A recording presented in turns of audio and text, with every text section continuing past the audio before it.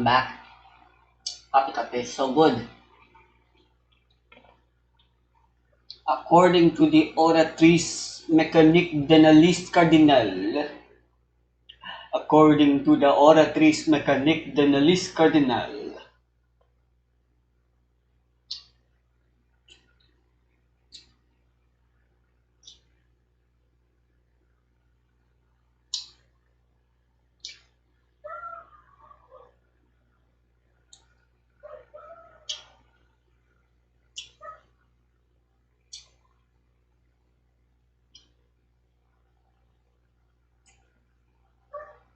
I have nothing to say. This video will just be building.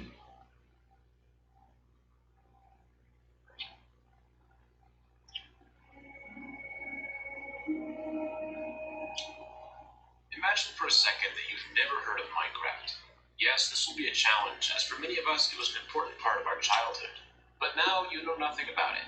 No memes, no history, no Minecraft Live, nothing. It's all gone.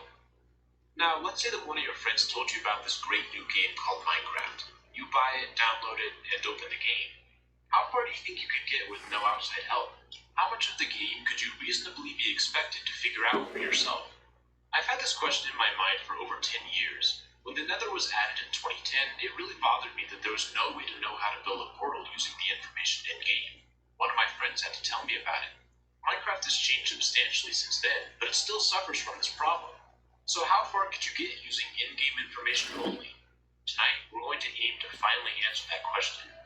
Here's how this will work. We'll simulate a blind playthrough of the game. As we discover features, we'll try to give them a clarity score from a scale of 1 to 5. 5 means that the information about how to access the feature is clearly obvious in-game. On the other hand, a score You could just ask your girlfriend to play the game alone and just watch so, let's get as started. they blunder.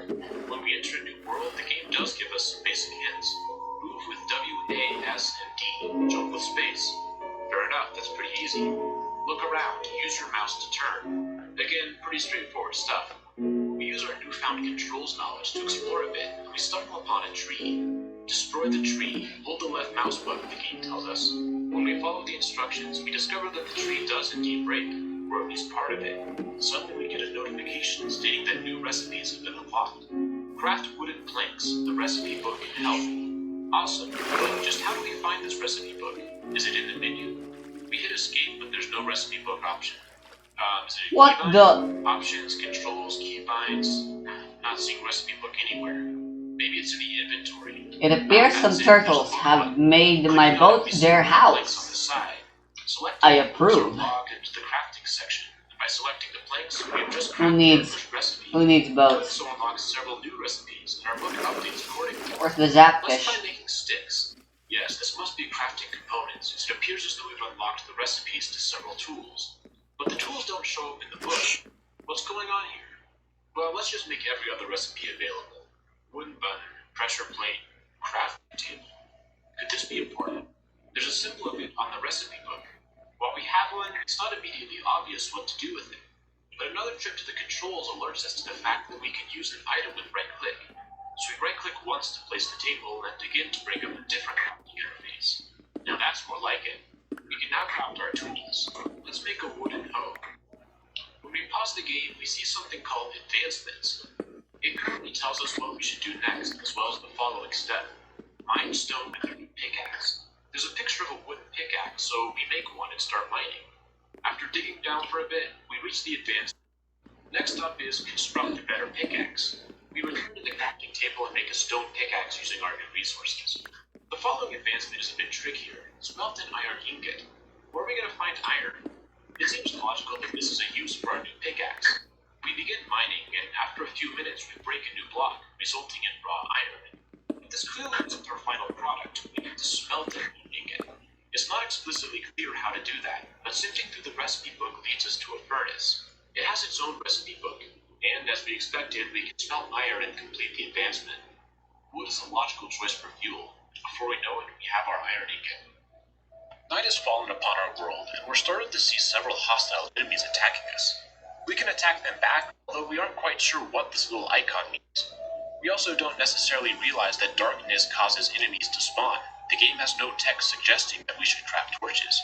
At this point in the game, the possible advancements diverge. We could protect ourselves with a piece of iron armor contained in the recipe book. We could make an iron pickaxe. We could fill a bucket with lava. The game has taught us the basics of Minecraft, the importance of mining and how to mine. More subtly, it's alerted us to some other important elements, such as how there are different tiers of materials which can be used for tools and armor. However, there are a few critical mechanics that aren't explained. First, the importance of food. This one's probably one we can figure out on our own, and we'd also be helped by the I think recipe it's about book time to if we were move to house. require raw meat. Another critical block is the bed. Tucked away in the adventure section of the advancements tree, we see that it's possible to sleep in a bed Where's to my change the dirt? respawn point. I need But it. actually making this may be a bit more tricky, as the bed doesn't show up in the recipe book. As we've learned, picking up new resources adds recipes that use them to the book. Right now, we don't know that we need wool. At this point in the game, the next step is to find diamonds and obsidian, which isn't too difficult. After enough time caving and mining, we will eventually stumble upon both of these. But making the jump to the nether will prove to be quite a feat. The "we need to go deeper" advancement tells us that it exists, but it's not obvious how to make a portal. The best clue we have are these mysterious structures scattered throughout the world. One of the nearby blocks is called Netherrack, which could indicate that it's connected to the Nether. But even so, we need to figure out that this is intended to be the portal, figure out that it should be constructed upright, figure out that crying obsidian won't work for the frame, and then figure out that it has to split. For something so crucial, there are too many steps that have to be found consecutively. Getting to the Nether is our first major roadblock. Despite some in-game help, the level of problem solving required to light a portal is far beyond anything Minecraft has asked us to do thus far. Once we finally do make it to the Nether, an advancement tells us that we need to find another fortress. This isn't hard, all it takes is some exploration. It's also likely that we will kill blazes when we are here, since they're a new enemy. That will unlock the recipe for blaze powder, which in turn will open up the Eye of Ender if we've killed an Enderman. We know that these are important because of an advancement. I Spy tells us to follow an Ender Eye. When we use one, it leads us in a direction. Finding the stronghold is fairly logical. When we discover the end portal, there's a 75% chance that there will be at least one Eye of Ender in the frame, which serves as a tutorial. Once we enter the portal, the dragon fight is very doable blind. It's visually obvious that it's being healed by the crystals, and we can damage the mob just like anything else. There are many new things to do once the dragon has been defeated. The next generation implies that we can pick up the egg.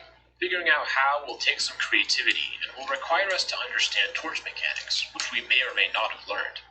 The method for respawning the dragon is not obvious whatsoever. The End Again advancement tells us that it's possible and that it uses end crystals. However, we have no idea what to do with them. Remote Getaway indicates that we can escape the main island. While the end gateways are glowing, we must still figure out that we need to use ender pearls. Otherwise, we could make a bridge to leave the island. The elytra is not difficult to find, and using it is fairly straightforward. However, nowhere does the game explain that fireworks can be used while flying, a crucial missing piece. We've also killed shulkers during our in-city raid. The recipe book tells us how to make shulker boxes, and while it's not mentioned, we can figure out that they're portable storage with some experimentation. Now that we've completed the main story and explored the end, let's return to the overworld to see what else we can do. If we wander for a bit, we'll stumble upon a village. Trading is easy, the UI is intuitive. Iron golems spawn naturally here, but instructions of how to build them are nowhere to be found. That's better than the snow golem, whose existence has no reference in the game whatsoever. Raids could be logically discovered, but they're also likely to happen by accident at some point. One thing that's much less likely to occur accidentally is curing a zombie villager. Despite the advancement telling us it's possible, the information needed for this is found in a very obscure place, hidden in the basement of some igloos. Once you're down here, the signs do help you with the process, but getting to this spot is something that not all players are likely to do. While we're down here, we notice that the brewing stand has a splash potion of weakness.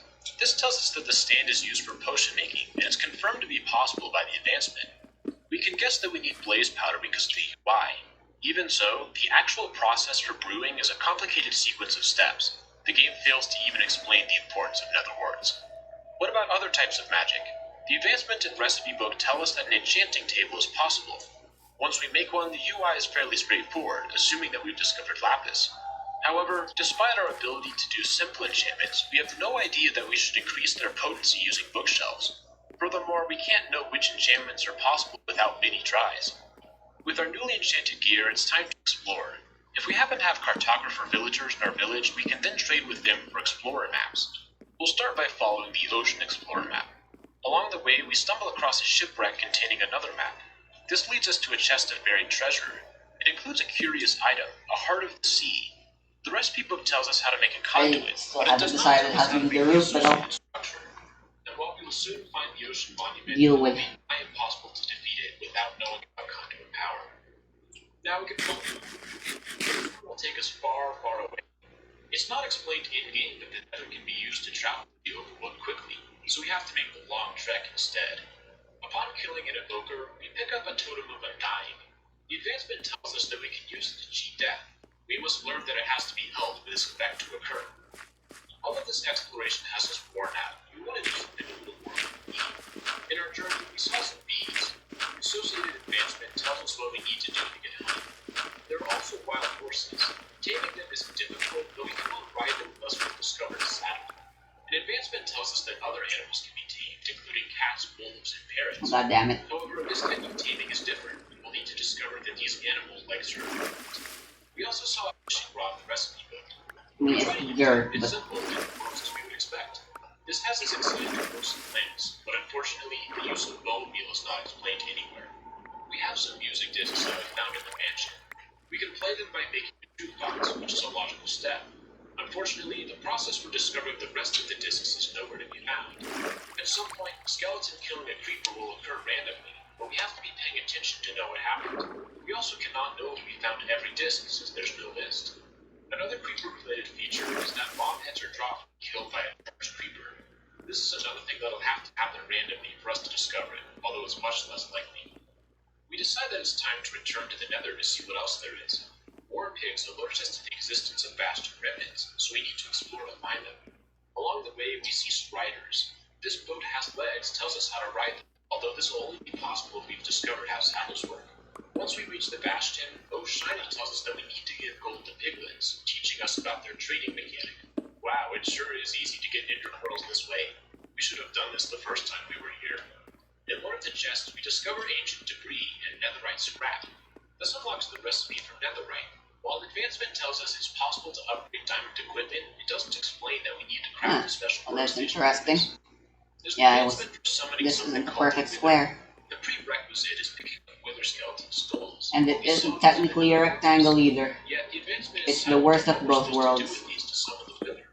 If we've been paying extremely close attention, we may have discovered that there's a painting that appears to show these wither skulls in a certain configuration.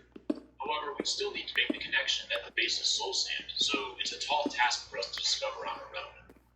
Once we do kill the wither, we obtain another star, and the recipe book tells us how to craft a beacon. The beacon's UI appears to show it on a pyramid structure. With some experimentation, we may be able to build it correctly. During our time in the nether, mining nether quartz has unlocked several recipes. Turns out there's an entire category dedicated to redstone. Some of these items are easier to understand, such as the buttons and levers. But even critical components are more obscured.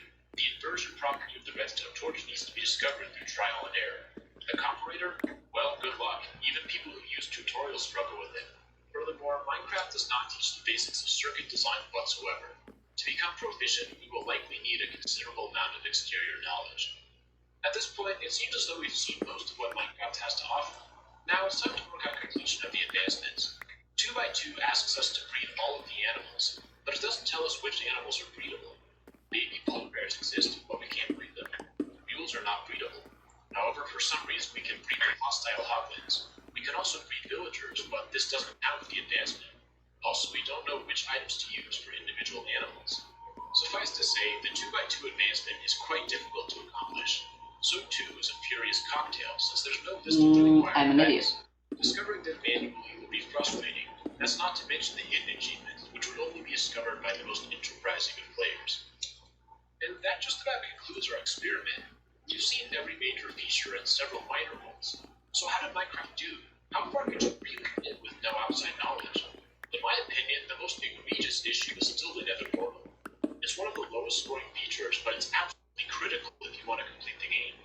This needs to be fixed. It's such an important milestone that it shouldn't be this difficult to find. The ruined portals already serve as the ghost of the tutorial. When the player finds one, why not add a prompt that explains how to fix it? Alternatively, the advancement text could be rewritten to explain how to build a portal. In fact, this would help with many of the more mysterious features, like Electroflight, the Wither, the Conduit, and Potion Brewing. The system for in-game help already exists. Let's utilize it, make the advancements more clear. This would be an extremely easy way to improve the game for new players. The other advantage to this system is that the player can choose if they want the help by looking at the advancement screen. If you've been playing for a long time, there's simply no need for hand-holding. It's available as needed. Anyways, it's time to start wrapping things up. It was really fun for me to see how much the game is discoverable with no outside knowledge. What do you think? Do you agree with my assessment? I always love reading your comments, so leave your thoughts below. We'll go ahead and end with that. This has been Retro Gaming Now. Thanks for watching, and I'll see you all in the next video. Have a great day.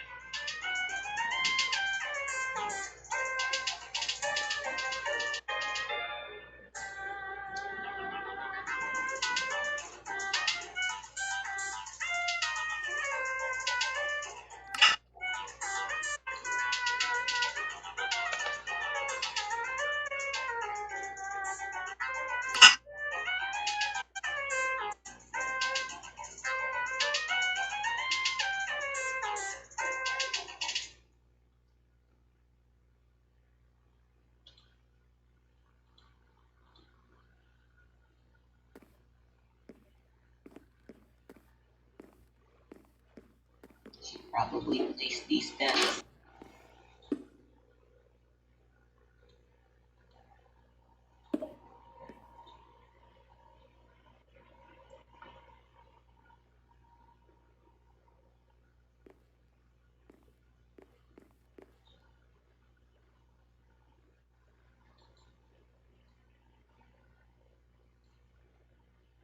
Can I make a stone cutter yet?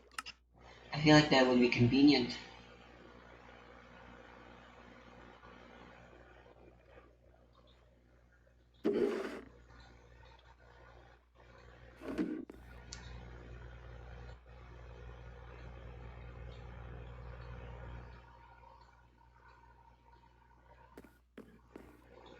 I recall I have a grindstone somewhere.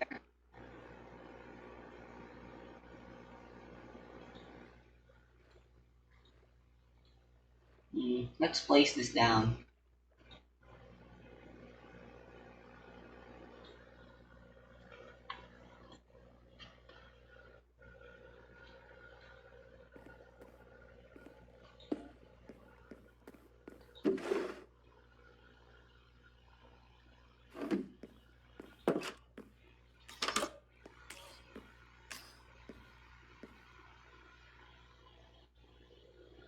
Oh.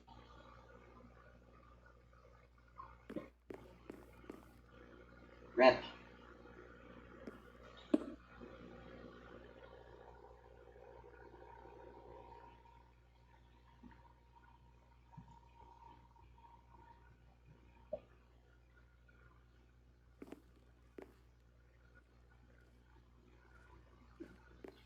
It looks out of place being sandstone and all, but it's better than nothing.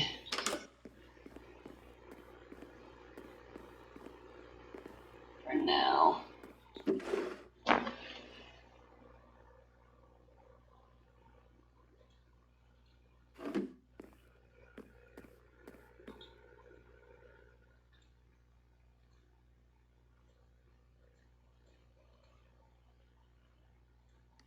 Stone tiles? Like if you agree.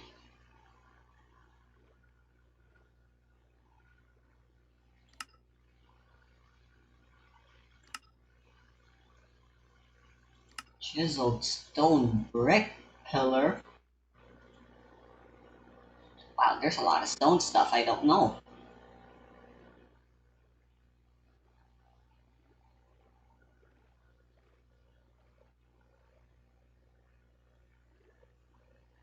I could turn them into stairs directly. It's kind of weird that these changes are irreversible to me.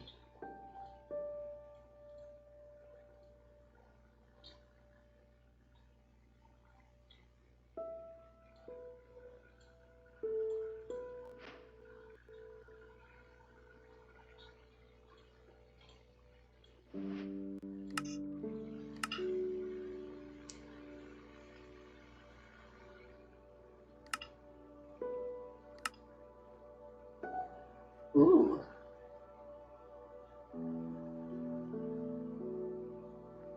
This looks interesting.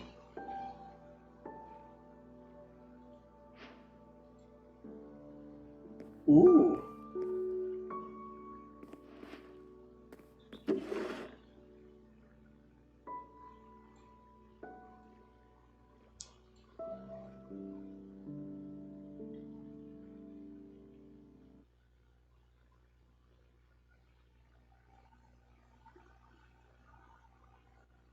What's up, fellow overpriced merchandise? Today we need to talk about Disney, the company and Disney World specifically, because as each day passes, Disney grows in power and becomes more and more of a dystopian nightmare. Now, I think we all know that Disney is not the most pleasant company morally, and the fact that they are bad may not be any new information. Like, for example, here's a fun, not so I don't fun need fact Hopper about for Disney. brush. They refused to allow a grieving father to put Spider-Man on his dead son's tombstone. The kid was 4 and he was a huge Spider-Man fan, so his dad wanted to put Spider-Man on it. But he couldn't get permission from Disney because the usage of Spider-Man apparently doesn't preserve the innocence and magic of its characters, which is complete BS because in Spider-Man's life, he knows a lot of death. To connect that character to death is not off-brand at all, and Spider-Man would definitely 100% say yes to the gravestone thing. So I really don't get this decision by them. Allowing Spider-Man on this kid's tombstone would not cause any negative impact to their profit at all. So this whole thing makes no sense and is just incredibly selfish. Now, as expected, Disney received a lot of backlash for this. And in turn, they took a very small step forward to correct their mistake. Did they finally let Spider-Man go on the tombstone? No. But they offered to provide a personalized Spider-Man drawing to the family, like that does absolutely anything. Now, I thought that we'd just start with that example on what Disney has done to really drive home the point that Disney is a company.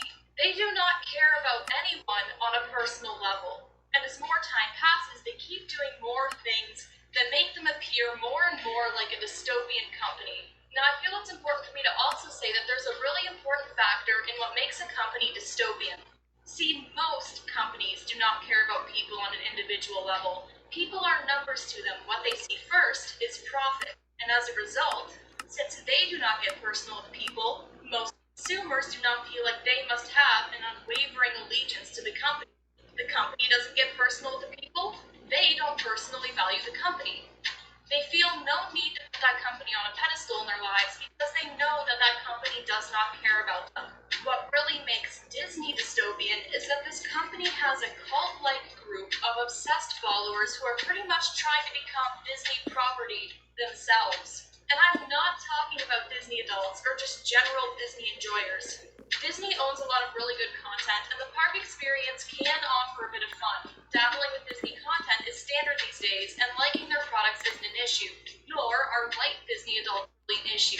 No, we're talking about ultra Disney adults. The Disney adult final form. See, Disney adults are simply a guppy, meanwhile ultra Disney adults are a whale in comparison. From this point forward in the video, we're calling this group Disney worshippers because that's what they do. They worship Disney. How, you may ask? Well, they simply make sure Disney is a part of every facet in their life. They go to the Well, I park. like how Minecraft started raining when... They immerse themselves in their Disney-themed house, eat out of Disney plates, wear Disney clothes, and live in Disney mansions on Disney property. And personally, I like to call these Mickey mansions for the completely obsessed rich Disney lover. And while they sit in their Mickey mansion, they plan their weddings, which are also on Disney property, in Disney princess wedding dresses with Mickey Mouse engagement Alright, rings. there's Now, full this is glass only in the the end. surface. We have a lot to cover in this video, But so it's going to be it is divided admittedly into prettier. two key segments.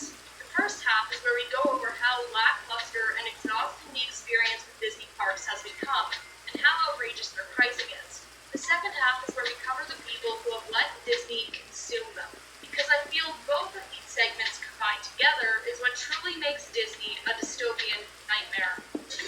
They're called the pickaxe of pickaxe. Why is an axe an axe? And then pickaxes are just for vacationing on the planet, I figured axis the best but way to pick. start this dissection of Disney parks would be to start by kicking it off that pedestal. So let's look at the word vacation. It's defined as an extended period of leisure and recreation, especially one away from home. Now, we of course all know what a vacation is, but to completely avoid confusion, let's just agree that vacations are meant to be relaxing. It's a trip that's meant to put you at ease. Whether you're spending some time at the slopes, going to museums, or suntanning on a beach, you're meant to be spending time relaxing, doing what brings you peace. Experiencing a heightened period of stress is the exact opposite of what a vacation is meant to do. Yet planning a Disney trip can be one of the most stressful things you do. It is absolutely exhausting to create a somewhat decent Disney trip, and oftentimes a lot of the planning for a Disney trip occurs while you're on the trip. So it's not just before the trip you're stressed, you're actually stressed on the trip trying to navigate this experience. While going to Disney used to be a more relaxing and spontaneous experience, that is far from the truth these days. Now let me explain why. The first reason that we're going to elaborate on later is that planning a Disney trip feels risky due to how you spend your money. Disney is notorious for being outrageously expensive. No one wants to spend thousands of dollars on a These windows are lackluster or too big for terrible the experience. trapdoor technique, If a lot of money is on but the line, off-window you're pane going to is a want to be nice careful with it. alternative. You're going to want to maximize the amount of fun you have while minimizing the amount of In dollars fact, you spend. better And than because of how complex my and original busy plan. Disney parks are, it is incredibly easy to overspend your money while poorly planning out your time. So, just how easy is it to completely mess up a Disney trip? Well, let's go over all the careful things you need to plan out if you want to have a good experience at Disney parks. All of these reasons are going to be ignoring cost entirely, as that is another beast to be tackled at this timestamp in the video. Now, first thing you have to consider when you're in a Disney park, what rides are you going to go on? Seems easy enough, just pick all the ones you want and go wait in line. Except, unless you only have 4-ish rides you want to go on over the course of an 8-hour day, you're going to be disappointed. Disney wait times are monstrous. I did some number crunching on the wait times for 3 of their parks: Magic Kingdom, Animal Kingdom, and Hollywood Studios. I excluded Epcot from this because rides are not the focal point of Epcot at all. It's mainly the food and experience of the World Showcase. And while some wait times are still long at Epcot, not too many people try to plan their trip around going on Epcot rides. We're basically analyzing the wait times people really care about here. Because if you're planning a Disney trip and you really want to experience the good stuff everyone's been talking about, you have been warned that it's not going to be easy. So let's get into how long these wait times are. To get the numbers I provide in this section, I took the wait time for each of the following rides over a 30-day period and then calculated the average. The dates I selected were April 1st They of are this year rather all the way to expensive April though, 30th. aren't they? So let's get into what I found. Starting with Magic Kingdom, we're going to look at the most hyped up rides in this park. Seven Dwarfs Mine Train, Haunted Mansion, Jungle Cruise, Peter Pan's Flight, Pirates of the Caribbean, Space Mountain, and Splash Mountain. On average, here are the following wait times. Seven Dwarfs, 97 minutes. Haunted Mansion, 51 minutes. Jungle Cruise, 79 minutes. Peter Pan's Flight, 76 minutes. Pirates, 46 minutes. Space Mountain, 60 minutes. And Splash Mountain at 70 minutes. Isn't Just that to make average? this clear, 4 of those are over an hour, Space Mountain being exactly an hour. So if you wanted to go on all those rides, you should expect to wait in line for 7.9 hours. Clearly that's not great. You can cut some rides from your schedule, but truth is, it's still an ungodly amount of waiting. And we only looked at 7 rides. The ability to go on 7 rides in one park at Disney shouldn't be a huge, outrageous goal if you're going to spend your entire day at the park. Let's look at Animal Kingdom. They don't Kilimanjaro line up Safaris well has a though, 62-minute wait on average. Navi River Journey, 71 minutes. And Flight of Passage is 92 minutes. A whole hour and a half in line is to be expected for that ride. Now Hollywood Studios is another beast. Let's go. Rise of the Resistance has a 102-minute wait. Slinky Dog Dash has a 108-minute wait, and Tower of Terror averages a 118-minute wait.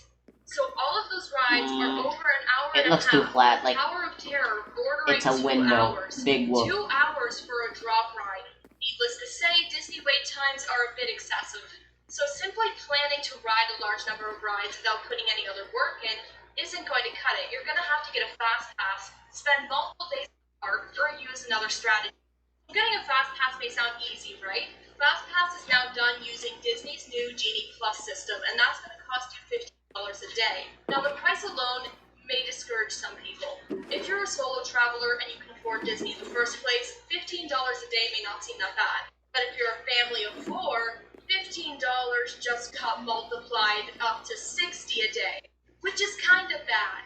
And using the FastPass system isn't exactly straightforward. So for most parks, the system is easy. You just buy a FastPass and then hop in the FastPass line. I mean, how hard was that to explain?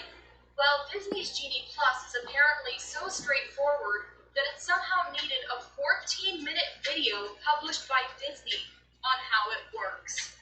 What on earth is this? If you search on YouTube an explanation for how Genie Plus works in simple terms, you will always have to sit through a video that's longer than 10 minutes. So I don't have time to explain the whole thing, but I can mention a couple of annoying features. To hop in the FastPass line, you have to book it in advance, because nothing on a Disney trip can be spontaneous. It's called booking a lightning lane. You have to reserve a time for the ride you want to go on. But here's the thing, not every ride is included in this system. Disney has excluded the following high-demand rides from it. If you want to go on these using a lightning lane, you're going to have to pay an incredibly dumb extra cost per ride. So what the hell is the point? Now, does Disney sound exhausting yet? It might, but we've only talked about the rides. We haven't talked about food reservations.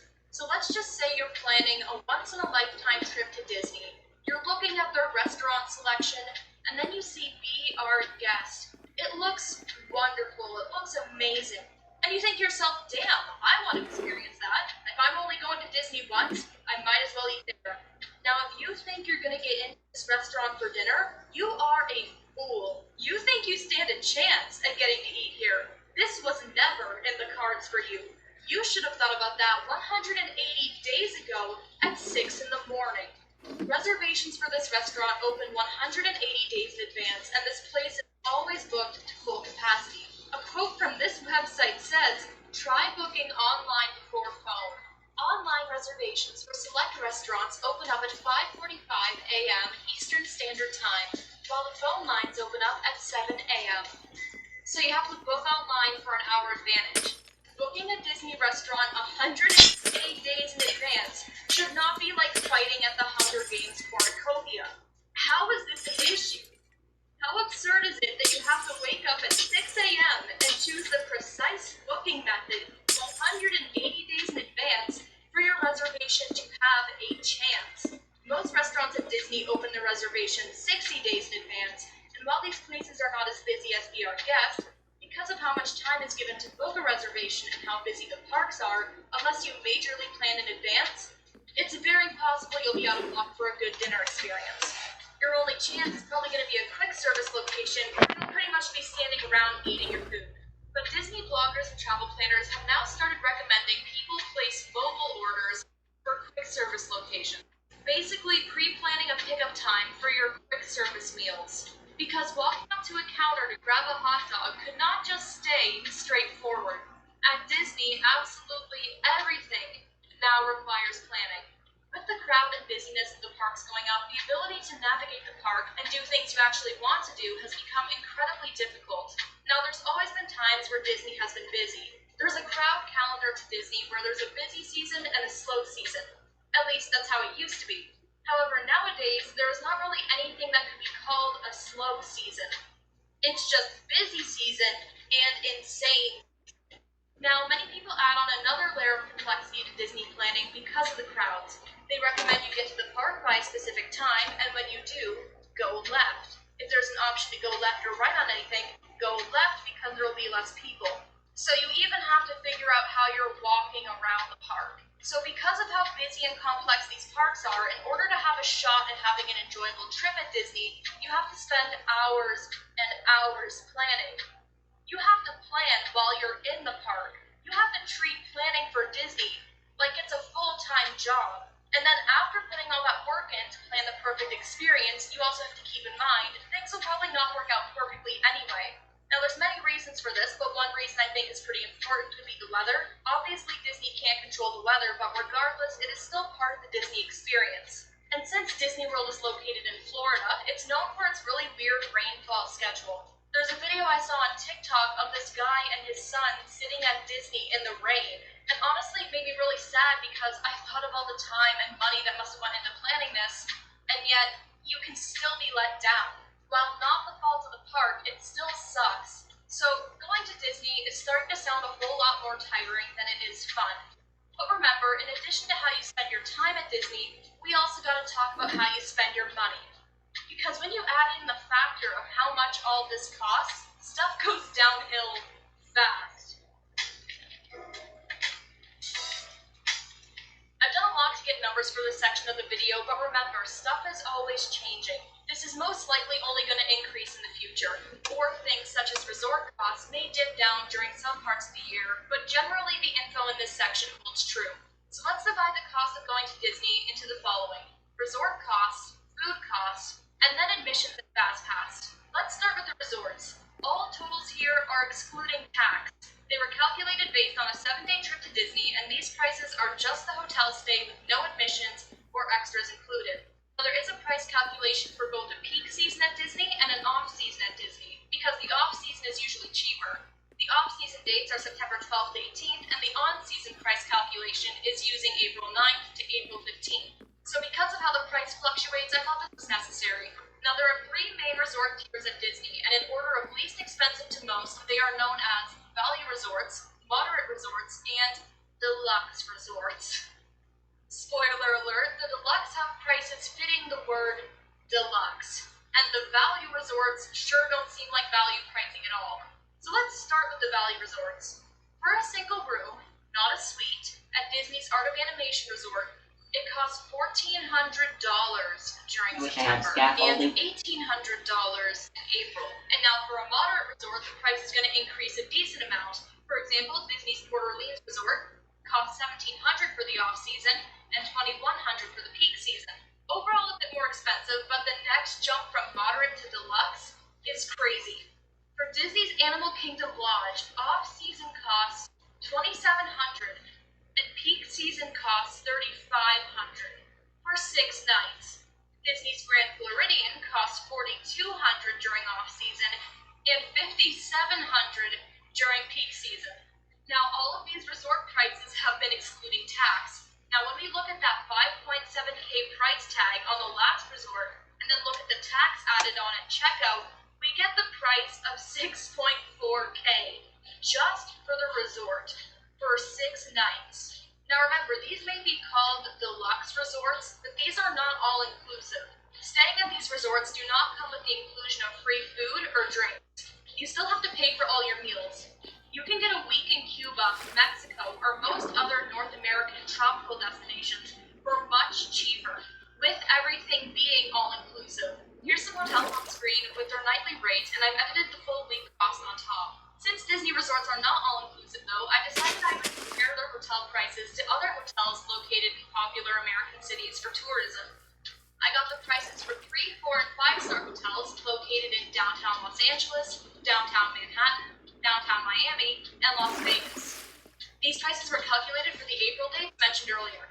So, Disney's Art of Animation Resort during peak season is $305 a night.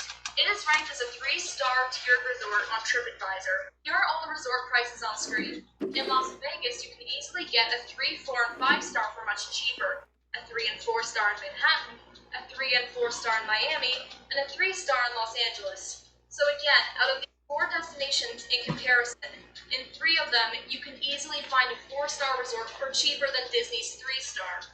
When we compare Disney's Grand Floridian, a resort that is considered to be a 5-star, to other 5 stars in America, stuff gets crazy. During peak season, one night at the Grand Floridian is $950. This Los Angeles 5-star is $496. This Manhattan one is $346. This Miami one is $354, and this Vegas one is $295. And to show you I'm not cherry picking the lowest prices I can find here, here's some screenshots of the other surrounding hotels. Basically, Disney's overpriced, we knew, but I do love proof. Now, the hotel costs alone are a lot, but I didn't even add on the actual park admissions and fast passes to the cost. I'm adding fast passes in because using them is pretty much essential given the wait times mentioned earlier on in the video. So let's calculate how much these stays will cost once we factor in admissions. I'm running with the assumption that only 4 days out of the 7-day trip will be park days. This is because the majority of people want to use their points on a full day in the park instead of a full day. Because of this, day 1 and day 7 can be used because they're check-in and check-out days. There are 4 parks, 1 day per park, and the 5th day can be used for Disney Springs or some other thing. Here's the price of admissions, around $100. It goes down a little bit when you buy it for 4 I remember days. people And then put here's in the price roofs, of a but I don't know fast pass where per the park roof per should be day. placed Let's add these two things together, and ta-da! for oak Go to trees the to parks and prevent get to go on an enjoyable spawning in ride. The price is an hard additional to $484 chop without wood tax. like these. Add that onto their supposedly cheap Valley Resort stay, and you're looking at an expected minimum of $2,300. And if you're a rich person staying at the Floridian, that brings your total to $6.2K. And these calculations aren't for families either. Remember, that $484 is the admission for one person, and that room calculation is for 1 to 2 people to fit in. If you're a family of 4 going, you're probably going to pay $1,900 in admissions and have to upgrade your room. At Art of Animation, It a needs bigger to be room made of design for glass, I families just remembered. costs about $639 So a night sunlight can still instead of flow the through. $305. So your Fuck. stay just went from $2,300 to $5,775. Good luck, and may the odds be ever in your favor. With I'm that gonna make Hunger Games everything reference, I think it's time we talk about hunger. in Because the if lake you're rather human, than you need to eat. making You can't anything just on the walk around surface. Disney all day for a week Maybe and I'll not make eat some anything. things on the surface. Food is not complimentary, so you gotta pay for But that. at the very least, Let's look at how Disney my prices sugar the cane food farms in and their all that good Spoiler stuff alert, it's saddening. Here are will some food products at be in Disney the and large the price ass you can lake. expect to pay for them. This hot dog, $10 to $14. This cookie, $6. This Dole Whip, $6. These 2 spring rolls, $9.50. This incredibly small looking cupcake, $5.49. The last blue or green milk from Galaxy's Edge, $8.49 for one with So, no alcohol. Since I'm And pretty with much already alcohol, done with this, I don't think I'm simple gonna need little any more cup wood right now. is $15. This one broke me. I don't know. It's just so underwhelming. Like the hot dog, it's massive. I kind of get it. The cupcake, it looks kind of cute. Dole Whip, I don't know, but I really like stuff like this. But this standard glass liquid with no decoration, with nothing adding to it but its color, this absolutely averagely sized colored drink with nothing else going on, being $8 to $15. That broke me. All the drinks at Disney pretty much disappoint me, actually. For a tiny little Dasani water bottle, it's $3.50. For chocolate milk, $4.19. For apple juice, $4. And for a Are these single perhaps the glass result of any Enderman fountain moving drink, stuff it's around? $4.49. These prices are all taken from Casey's Corner in Magic Kingdom. It's not like a gourmet drink place, it's the hot dog place. So something interesting about these prices is that it seems the more simple the item is, the more outrageous the price is. The Cheshire Cat tail, for example, I don't know if I said that right, but it's $5.79. It seems way more reasonable than buying an apple juice for $4 or water I think I want the back door. $3.50. And not to turn this into a completely different rant video, but the water bottle is Dasani. It's a Dasani water bottle. They should be paying you to drink it. Why is this 3 times more expensive than any actually good water you can get anywhere else? I feel like I need to sell my organs to afford drinks here. Now, after our breakdown on how much Disney necessities cost, it may shock you for me to say that things are about to get worse. That's pretty much what this whole video is. It's like, it's gonna get worse. And you know how people usually say it gets worse before it gets better? That's not happening. It's gonna keep going downhill, so I hope you're prepared. Now, if you thought the park's been bad with pricing so far, you haven't seen anything yet. Let's talk about Disney's newest and shiniest immersive guest experience, the Star Wars Galactic Cruiser Hotel. Tired of this reality? No need to learn how to reality shift. Just go spend 2 nights in this completely immersive guest experience. It'll only cost you your soul. 2 nights at this Disney hotel cost $4,800 for 2 guests, which works out to $1,200 a night. I've actually per never guest. used Tripto Most people are before. calling it the I've never found a good $6,000 use for them, but experience honestly, because this a lot looks of pretty people are nice. going to this experience as a family, which is often a group of 4, and that costs $6,000 for, once again, 2 nights. If I'm paying $6,000 for a 2-night stay, I better be getting a free seminar on how to become a god thrown in there. I better be walking away from that with immortal, divine knowledge. But sadly, I don't think that's possible. But let's take a look at what guests do get for this price tag. At Disney's official website, it says the following is included in the Galactic Star Cruiser Vacation Package: a 2-night stay, ongoing immersive and interactive entertainment where choices determine your experience. I think we got that, Disney. That's kind of the whole point of an interactive experience. They just restated that it's just redundant. Food and beverages are also included, but not alcoholic or specialty beverages. Look, you can get an all-inclusive 4-star vacation in Mexico that lasts a week with free unlimited food and alcohol all trip. But of course, Disney can't be bothered to provide that. Included in the package is also an admission to Hollywood Studios, valet parking, and a magic band. And a magic band costs like $20 to $30 max. So it's really not a steal. As for how the rooms, shows, and the hotel as a whole look, we'll cover that. The rooms, like the rest of the hotel, are very thematic. The beds are alright, I do like the bunk bed feature, but the star feature of this room that the media comments on is the display port. It's the window on this room. It's so that way you're supposed to feel like you're looking out into space, and you're on a galactic cruiser. However, many people have commented that the viewport isn't that immersive or doesn't look convincing when viewed from different angles.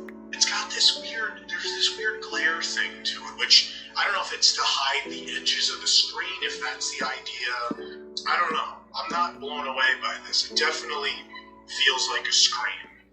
And this is a pretty big deal because if you're paying such an extreme price for an immersive experience where you're supposed to feel like you're in space, the viewport being inadequate is a complete slap in the face. It has been hyped up as a star feature of the room, and it completely underdelivers. What's the point in just looking at a galaxy screen that is very obviously a screen? Now, I'll have to hand it to Disney here. I can't say the shows on the Galactic Cruiser are terrible. Disney is usually pretty good at offering up fun on-site shows for their guests. Are these ones perfect? No. Are they bad? No. Are they fun? Probably. Are they worth the insane price? Absolutely not. If you're rich and out of touch with reality, this wouldn't matter to you. If spending $2,000 to $6,000 to you is like spending $5 to $10 for anyone else, then yeah, I guess it doesn't matter, but this is ridiculous for the vast majority of people. So to recap this experience, it looks fine, it looks cool, fun even, but it's just nowhere near justifiable for the price that they're asking for. If you were going as a group of 2, it would cost $4,800 to stay here for 2 nights. Meanwhile, if you went to Disney's Art of Animation Resort for a week, bought 2 magic bands, and bought 2 admissions to Hollywood Studios, it would still be cheaper despite going for a week. It would actually be less than half the cost. And when you add the cost of 8 admissions, 4 admissions for each person so they can go to each park and stay at Art of Animation for a week, this package is still way cheaper than the Galactic Cruiser Hotel. So it's really funny that even though Disney is known for being expensive, this hotel makes everything else look cheap. It truly has outdone itself. Commenters on the YouTube videos about it frequently say things similar to, "Wow, that sure does look cool, but for 2 nights, I might as well go on a nice cruise." You should know you messed up when people start using cruises as an example of something that's cheap. Alright, now let's talk about something interesting about Disney parks. As we said earlier, the experience can be quite a letdown and very exhausting. But what I find most fascinating about Disney parks is how much Disney tries to control your perception while you're in the park. How many psychological tactics they employ to extract every little last drop of money out of you while making you believe you're having the time of your life. The first most blatant thing Disney does is that they often redirect you to a gift shop instead of an attraction. A gift shop after a ride is the perfect recipe for impulse buying when emotions are running high. The Though I'm not a fan of this idea, this is pretty standard for most attractions anywhere. If a place is labeled an attraction, odds are there will be a gift shop at the exit. This is not just a Disney thing, but I thought it was still worth mentioning since we just need to talk about the reality of spending time at the parks. Another tactic Disney uses is the wait time lie. The wait time lie is where every attraction at Disney parks will most likely have a misleading wait time posted, an overinflated one. You would go line up for Splash Mountain, see the wait time is 110 minutes, but then you'll actually only end up being in line for 90 minutes. We'll rarely ever wait for time that's on the sign Splash Mountain. Now, look at this tactic if you need to spend money like the one we just mentioned. At least not that recommended. This one is purely for your emotions. It's to make you feel like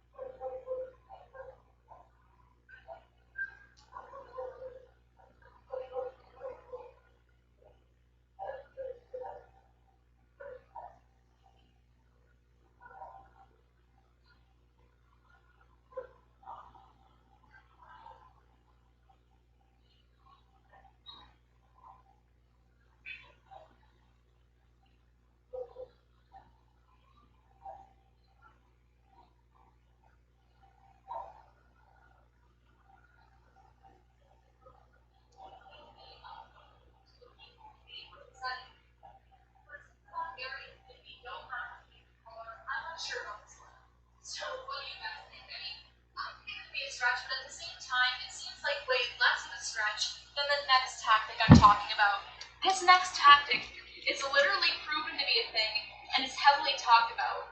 Let's talk about smellitizers. Smellitizers are Disney's little handy smell creating devices. Food areas like bakeries in Magic Kingdom and other parks use these smellitizers to pump out perfect food smells. So basically, when you walk into a place and the stuff smells really good, it's not real. It's an illusion. Smellitizers aren't everywhere, but some pretty iconic ones are located on Main Street, food places, the Pirates Ride, and the Haunted Mansion. Tons of places have them, but it's really hard to I get think a the cover letters look kind of nice. since Disney doesn't like to publish too many magic-ruining documents. Now, what's the significance of these devices? Well, they're pretty cool. They add another layer of sensory immersion, I don't and know. they also, as stated before, most likely play a I'm just factor trying to in make- people buying food. And the speculated use of the I'm just trying smellitizer is to do create everything I strong can to positive remove the feelings with illusion use of of pleasant smells 2D. and have them last in your memory. Aromatherapy and smells being used as a mood booster is well documented. So a popular Since takeaway of that's really all smellitizers the is the techniques memory I know how to association. make. The use of smell and olfactory memory is able to imprint Disney I'm an rides artist, and the but I'm experience not- as positive in your mind, I'm not and let it stand I'm out not an strongly architect. in memory as nostalgic and easily recallable. So with all of these psychological, emotional, influencing strategies in place, it's no wonder they can get away with the intense prices and still have people fall in love with the whole experience. It's incredibly well crafted. So we've talked about the parks. It is now time to talk about Disney worshippers. Because once again, a company just being outrageous is not enough to say it's dystopian. Do the prices make it look like the end times are near? Yes. And does the park experience declining while these prices are rising make things look even worse? Absolutely. But it truly becomes dystopian when you see there's a mass group of people who roll up to Disney parks at rope drop many days of the week, eat all the Disney Mickey themed food, wear Disney clothes, go home and lay on their Disney bed in their Disney mansion. It becomes a situation you would only expect to see in a movie. Now remember, these Disney worshippers are not just Disney adults. Disney adults overall are not nearly as extreme as this group. Here's a diagram that sums up how we classify this group. All Disney worshippers are Disney adults, but not all Disney adults are Disney worshippers. This group is a committed following who makes everything in their life about Disney. So let's start off by looking at what I like to call I think the Mickey latter mansions. can look Housing nice for the in some uber-rich places, Disney but fanatic. I think putting Mickey in ladders mansions is are a just little over sneak peek designing into the at this houses on point. Disney's community, Golden Oak. Golden Oak is a private community built by Disney on Disney property that contains a lot of mansions. Homes over there range from $2 million to over $10 million, and one listed on their site right now is $9 million. And in fact, only one is listed on their site because out of all the homes they offer, there are somehow enough rich people interested to buy them all. And Golden Oak is massive. There are a lot of homes. There are 8 neighborhoods within this prestigious community, and overall the size of Golden Oak is massive. Its size is currently 980 acres. To compare this to other Disney properties, Magic Kingdom is 142, Hollywood Studios 154, Epcot 100, and Animal Kingdom 500. Golden Oak is just under the size of all of those combined. So now I know what Golden Oak is and how it is somehow actually getting used. It's time to show you what these houses look like. When looking at these mansions, they look like standard rich stuff. Yes, they vary in architectural style, and if you are an architect or engineer, you may notice some interesting things about them. But let's be real for a second. To the undiscerning eye, it is just a bunch of big fancy houses. You might almost forget this is even Disney property. But don't worry, Mickey is lurking in the shadows. He always is. He never leaves. He always comes back. Because this experience cannot be complete for the Disney fanatic without the inclusion of subliminal, lurking, hidden Mickeys.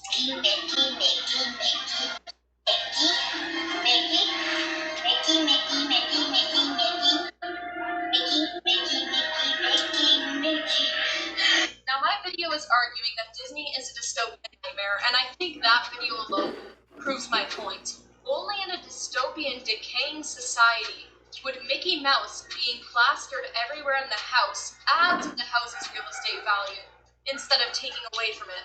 So, I went on a binge watch of looking at Golden Oak homes on YouTube to see what I could find, and I found something hilarious. I found a moving into Golden Oak vlog, and in this video, the woman who moved in has the boldness, the pure ignorance, to suggest that she is cheap and loves being frugal. So excited, so we got that set from the Disney store. So anyways, I'm going to show you of what would have been the elevator, but I wanted to know that there's supposed to be an elevator. We opted out of it because we're not those people. We aren't those people. Good. And I love the brass details. I love the lights. A lot of the stuff that I have in here is actually from the teen collection at Restoration Hardware. So fun fact, if you try to save some money, I love being frugal. I love being frugal. She lives in a Mickey mansion. She's in the top 1%. Yet she says she loves to be frugal. Does she know what that word means? Let's look at Google. Sparing or economical with regard to money or food. What the hell does she think it means? There's no way she honestly thinks she's frugal.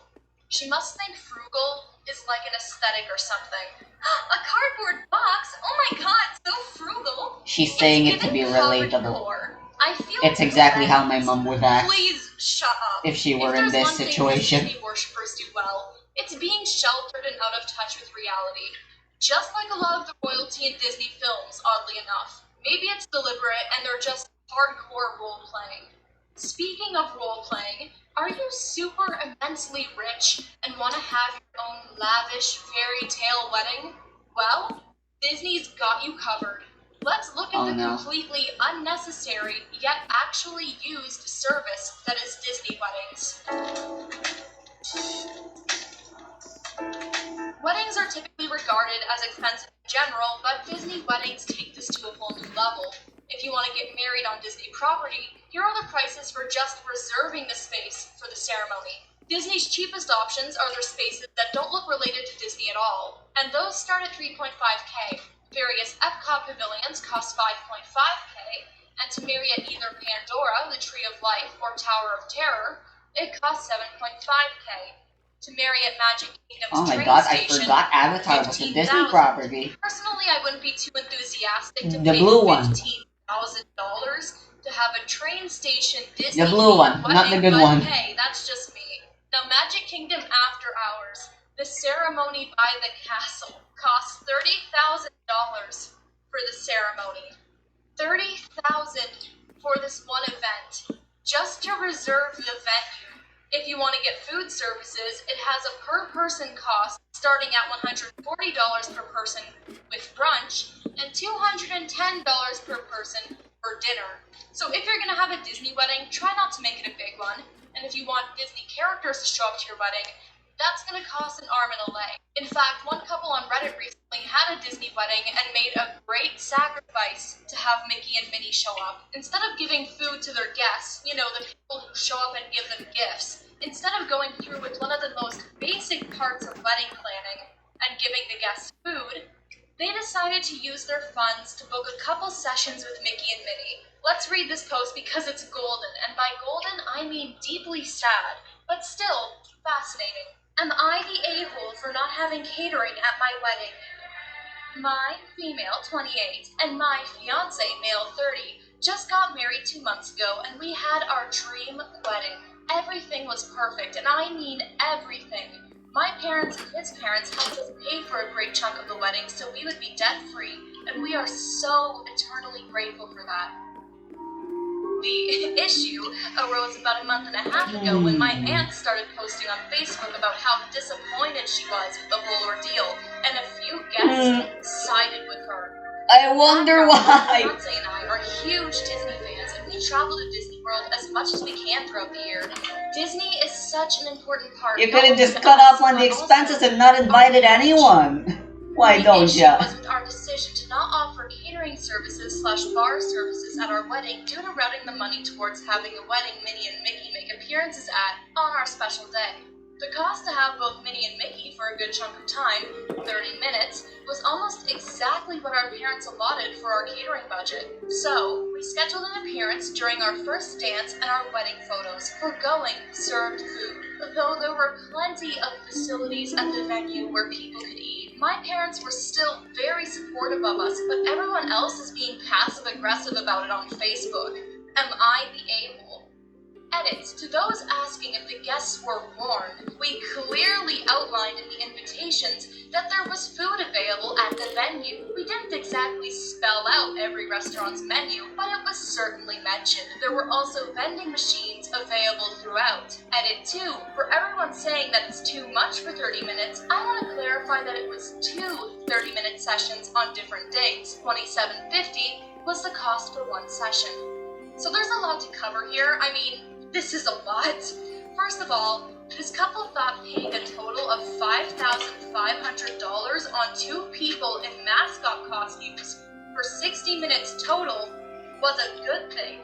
They Wow, thought this sounds was like a dream fantastic. job. I mean, Mickey and Minnie weren't They probably ripped through a only tear get in paid the 1% multiverse of and that summoned money, to though. this dimension. No, these are Yearly. grown-ass humans in smelly mouse costumes, and you blew $5,500 on it.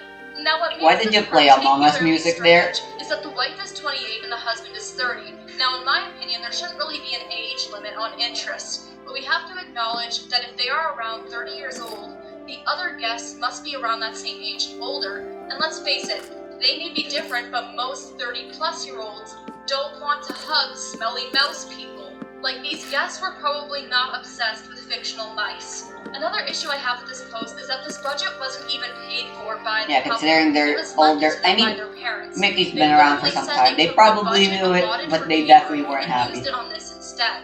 If you're inviting people to your wedding, you should give them food, especially if they had to freaking pay to travel to your wedding. Because again, this is a Disney wedding, this is a destination wedding. These people probably had to pay to get there. The least you could do is thank them with food. So if this couple truly just wanted the night to be about their needs and priorities first, they should have had a private ceremony and invited no one. They also said they outlined on the invitation that there would be food at the venue, Indeed. but that's just misleading. Because if That was I all read they there had is to food at the do. venue, They could have I had assume their it is fun provided as and part of involved wedding all the service. drama Instead, they with recommended Disney that their and their wedding friends. guests use vending machines or hop over to a Magic Kingdom restaurant like Casey's Corner. How extravagant. Is this a wedding or is it a Chuck E. Cheese birthday party? Who knows? All that we do know is that we live in a society where people think this is a good way to We spend live their in a money. society. In addition to getting married on Disney property, people can and do also purchase Disney wedding dresses and rings. Here's the current catalog of Disney wedding dresses. To be honest, I was expecting something more. They're inspired after Disney princesses. But They given are. how elaborate and unique they're Disney just white. princesses look versus how generic these look, it's just not giving what it needs to give for me. Now, I need to show you their wedding bands. I wouldn't be They are caught something else dead entirely. wearing those dresses. Look at this. Or I guess tuxedo. Look at Oh no. this. This looks like something I'd cash in at an arcade when I didn't have enough tickets to get anything good. I'd just slowly crawl up to the counter, bawling my eyes out because all I could afford was a single army guy, glowworm, clappy hand, and Mickey ring. But instead of this thing costing 25 tickets at an arcade, it costs $900 US. This is the price people pay to immerse themselves in Disney culture for every waking moment of their lives. Even their commitment and relationships must have a golden Mickey stamp placed on it. Now, I thought I'd close off this section of the video by talking about a couple of niche areas of Disney worshipping culture that didn't necessarily fit elsewhere in the video. So, number one, the amount these people go to the parks is crazy. It is impossible to get stats for just how often some people go to Disney parks, but it is everywhere online. All you have to do is look on YouTube or TikTok for Disney World vlogs, and you will inevitably find channels that visit the park multiple times a week, all year round. Golden Oak is actually pretty much Bruh, designed I for this wouldn't type of even person do that because for residents of any Golden no- Oak for gives you any a bunch of normal perks theme in park. regards to early park access and ease with going to the parks often.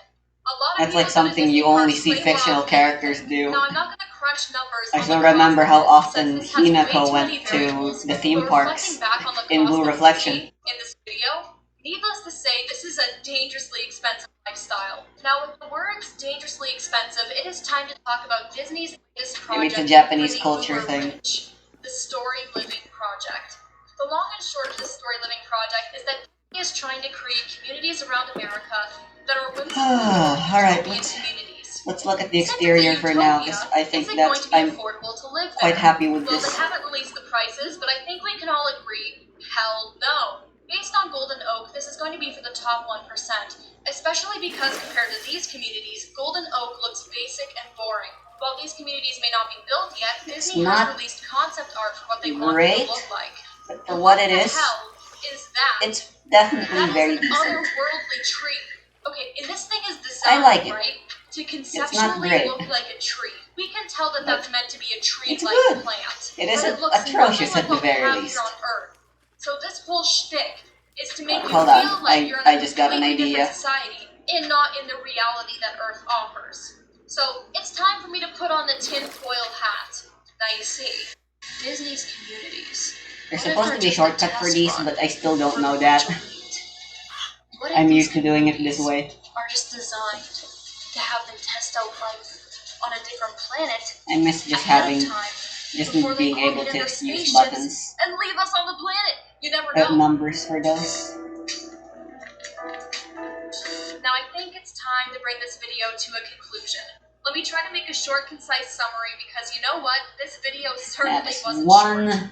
Okay, so very elegant Disney parks looking have been 20 placed by on this 20 huge box. pedestal as the most magical place on Earth. But really, going to Disney parks these days is hardly fitting for the title of vacation, given how stressful planning a trip here can Whee! be, especially for people who only have a shot to experience it once or maybe twice in their lives. The parks are busy, it's hard to do stuff, the parks are expensive. The Galactic Cruiser is somehow charging families $6,000 to stay there for 2 nights. And despite this company holding up a giant sign Oh yeah, that says, I need to I light am this a place up. company. I think I'll do use not care lanterns. about you. I do not personally know you. Give me money, please. People still love these parks as if it is their best friend. They love them so much that they move to be close to these parks and live in the mansions in Golden Oak. And some somehow have the boldness to believe that they live frugally. Some have Disney weddings in which they use so much money for sweaty mascots to show up that they forget to feed their guests. And now, is building story living communities because the parks are not enough. Disney must become its own little independent nation for people to come, and people will. The rich will flock to these spots. Disney will not be happy until there is a micro society of Disney worshipping rich people. So let's revisit the question. Is Disney a dystopian nightmare? Yes, it is. I rest my case. Thank You all were for watching cherry this video. picking, If though, you want to check out my clearly. social media links, I have those in the description. I also have merch if you're interested. And recently, I just made a second channel, so go subscribe quick before it's too late. Thank you all for watching, and have a great rest of your day.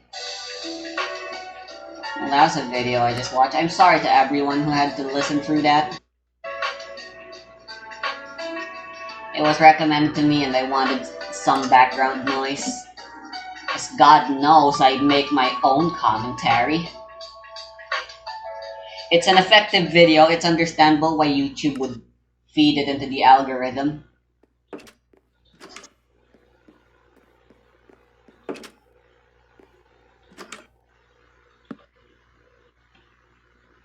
What do you call these types of videos that are just sad and depressing and makes you feel miserable? It's like the saying that goes, you know, with a freaking car crash or maybe even a train crash. You know it's terrible, but you just can't look away. Our minds are just hardwired to pay attention to depressing stuff like that. Maybe it's a survival instinct or something that's been honed through the ages and has never been fixed, even though times are relatively more peaceful and stuff. I digress. This isn't supposed to be about psychology. But yeah, that was a bad video. It was literally nothing more than depressing for the sake of getting views and clicks and to write people and get emotions. They'd write comments.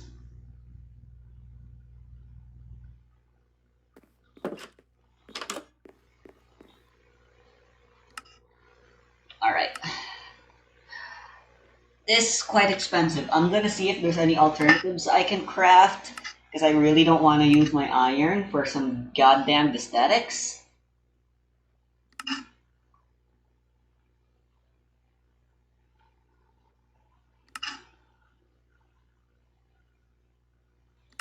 How do you make hanging signs? Ah! I need iron!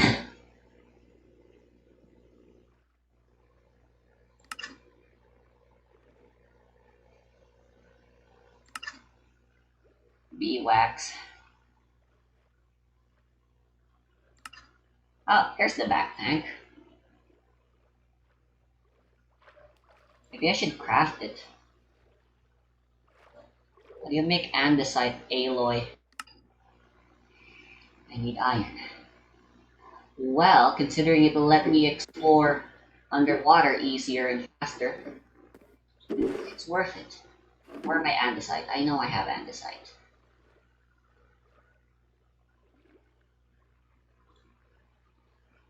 Why else would they be in my crafting recipes?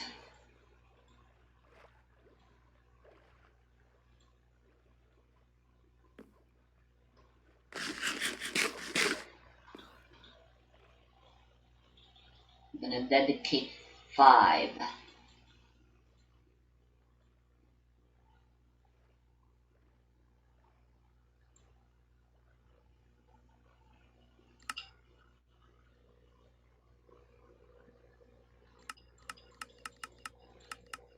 I think I need like, it is as much as I can make.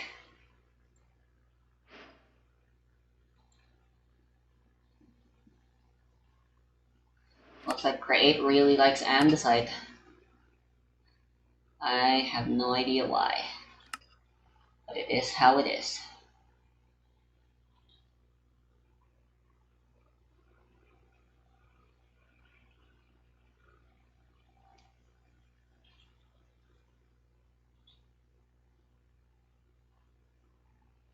That's a depressing song.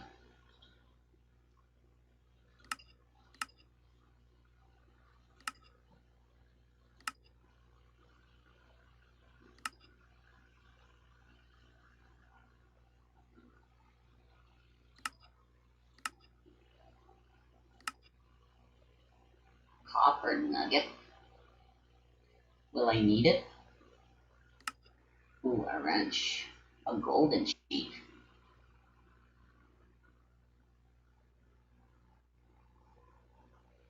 Ooh, look at this. Corner trim spur. There's even a dripstone variant. What the heck?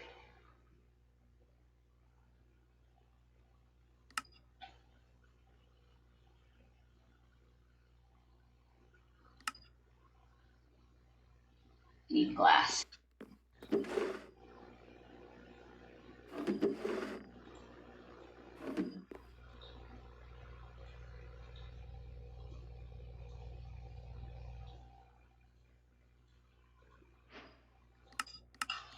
Whee!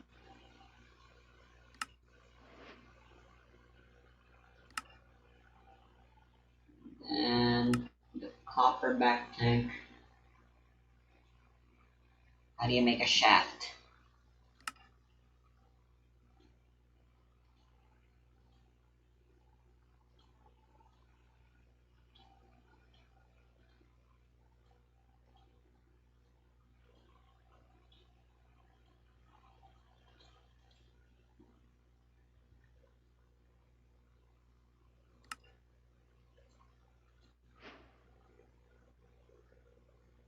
So, how does this work?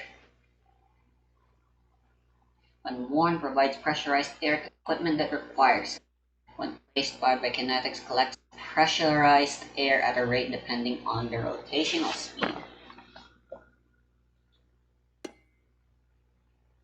I need to fill it up first. That's tolerable. So it looks like I'm not. So it looks like if I don't want water breathing potions just yet, because God knows I can't make them yet. Okay, so how do you wear them? Yep, replace my thingy unless.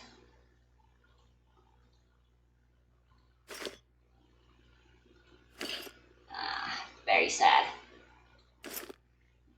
They don't interface. I'm gonna have to deal with just having pants.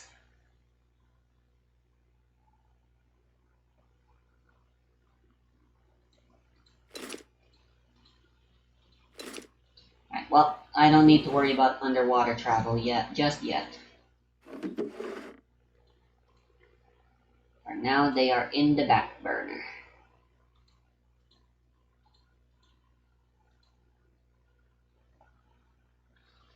I'll probably set up a diving station somewhere nearby later when I feel like it.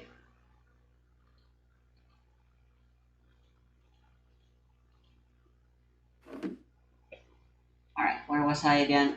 Right. I was gonna make lanterns.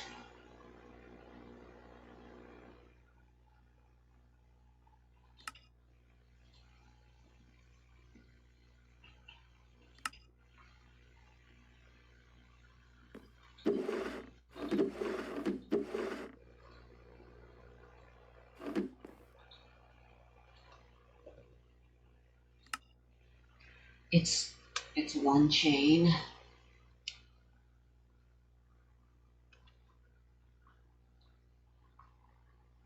For 1 1/5. Well, not all, for 1 2/9. There's really no further way to minimize that.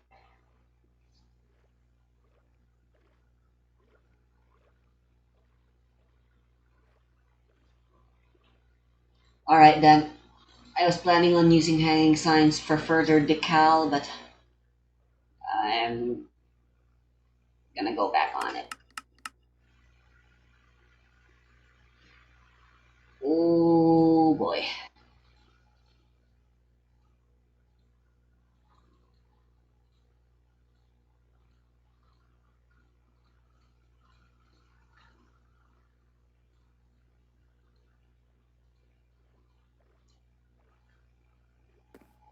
I'm gonna need to be very frugal.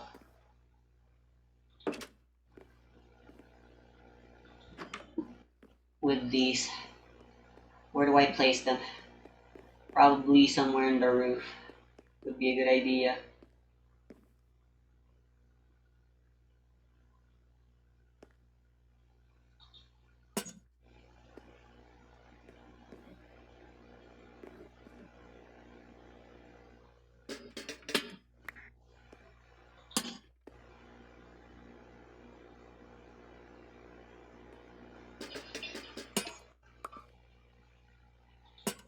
I like them hanging like that.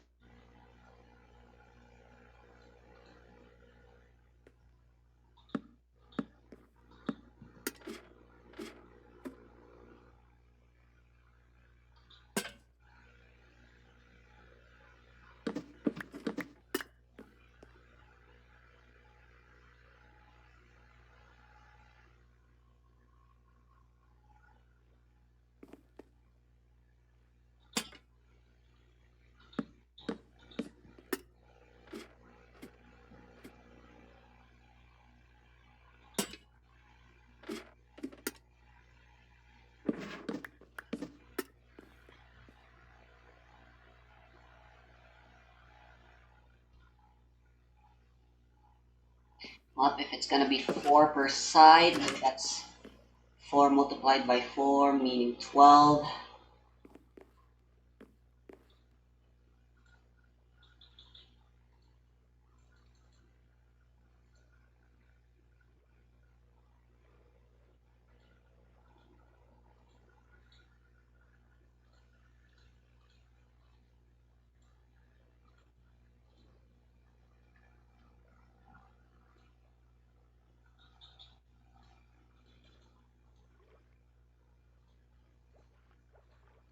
I can't believe this is where I'm using all my math knowledge I've recently learned in.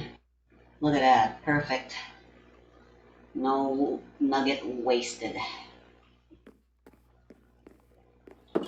See, I studied calculus. Yes, my grades are 75%, 75%, 75% all around. Oh my god, I forgot to decorate this side. Oops, did I decorate this side at least? Okay, good. Alright, let's go decorate this side now, shall we? Because I'm a freaking forgetful idiot. I'm not gonna pull a Grian.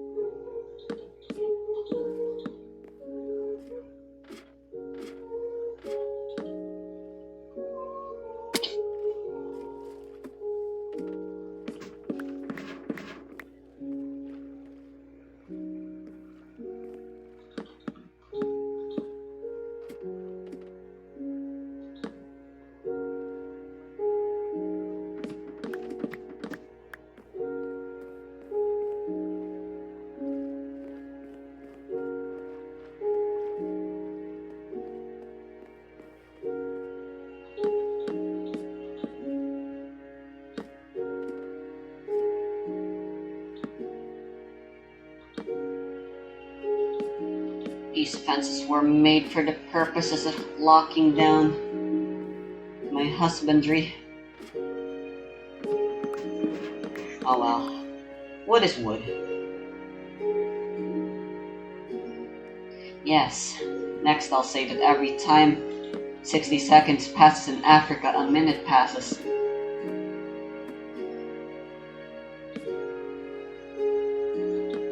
And that people die when they are killed. And that water is wet. Although, in the study of logic, that can relatively be proven as not always the case. As water is not a descriptor but rather a state of being for objects, ontological objects, if you want to bring in philosophy as well.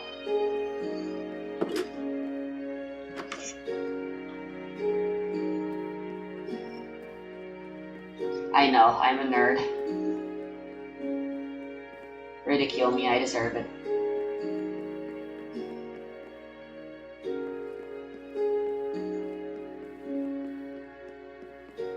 Maybe I should fence out the perimeters.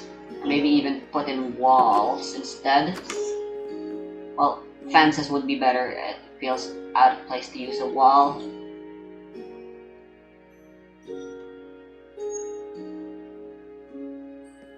Yeah, I think that's a good idea.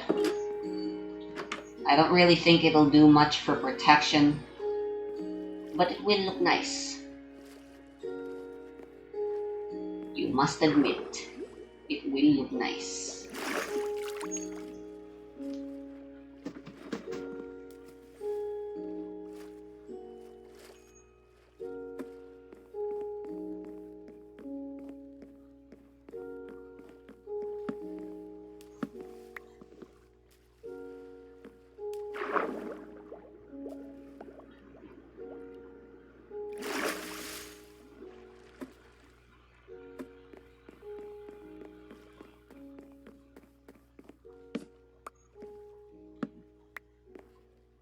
Fuck man.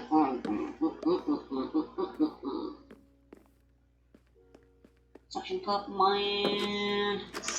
His name is Suction Cup Man. Help you with Suction Cup Man.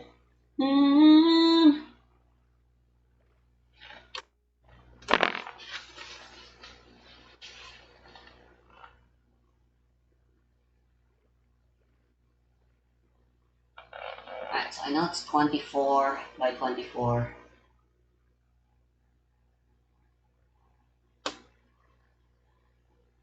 But it's only the edges that need to be counted for. So that's 24 multiplied by the 4 sides, which should equal to, I'm definitely not using a calculator right now because I definitely know my multiplication table. Ignore that sounds you're hearing, it's not my calculator. Minus the 4 edges of the square, that totals to 92 fences, which 92 divided by the stacks is almost 1.5. But for simplicity, we will make 1.5 exactly.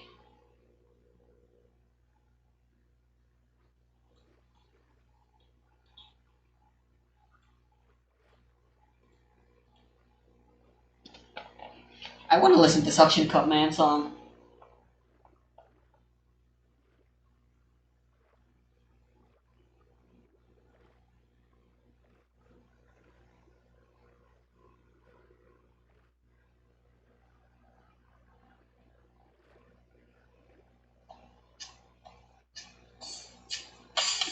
Such a theories coming around when sucking powers have no bounds. Suction cups are rich and I'm pretty hot, you must admit.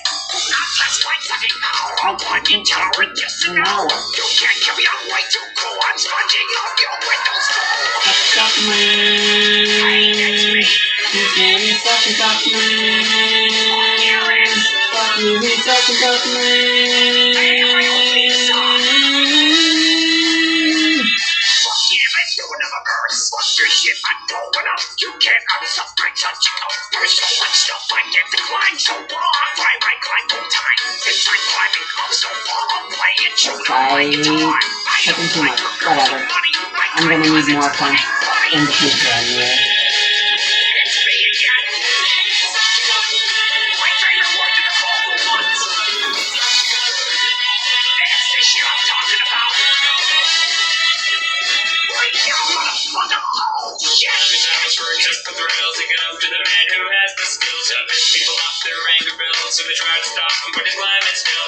He can take a hit, he can take a blow, but signs of stopping never show. He'll climb anything, he's a pro, as he shouted, look at me go. His name is Suction Cup Man. You easy.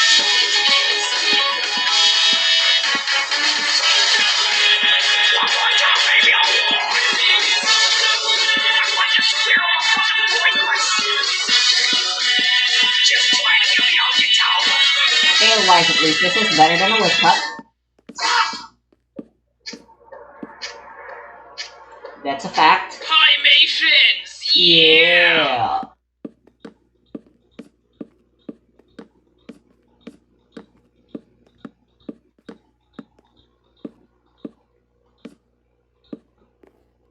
I'll make an exit later.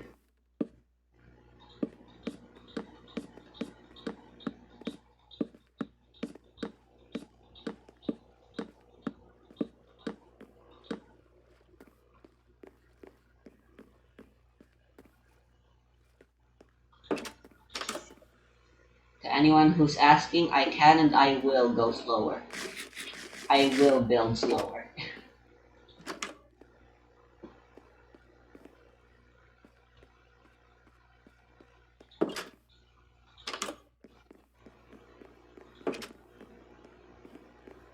That's right next to the stair. Still haven't built the roof. If Grian doesn't build backs, I don't build roofs.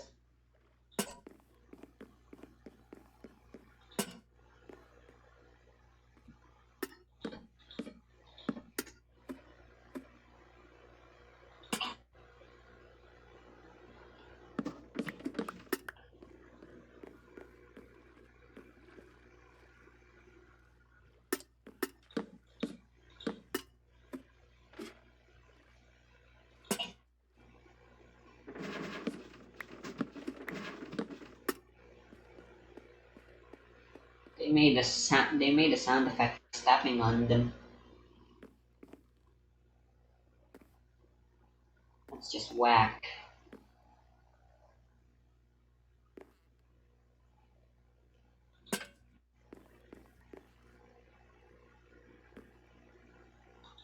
Ooh, this looks nice.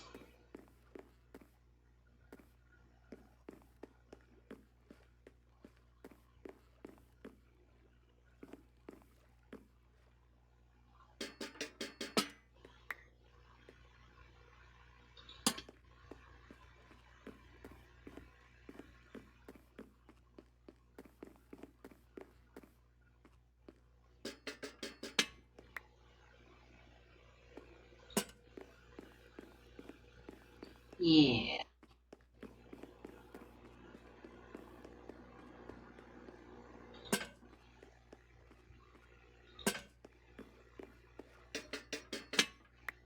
Although lights that close to the entrance can't be nice for the eyes.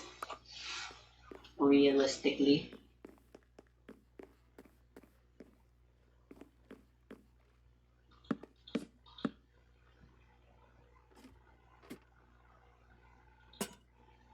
Since when has the well-being of the people living ever mattered when it came to deciding a pretty house?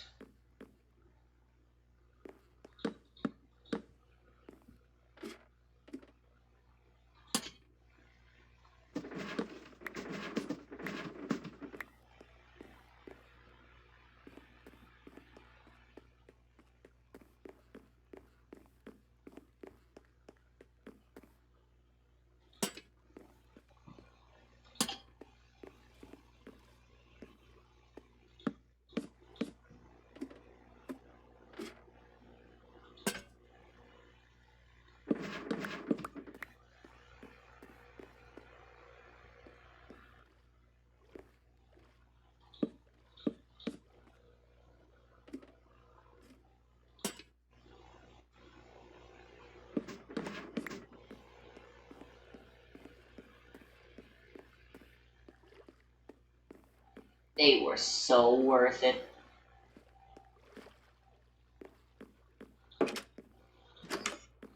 Ah, right, this is a problem.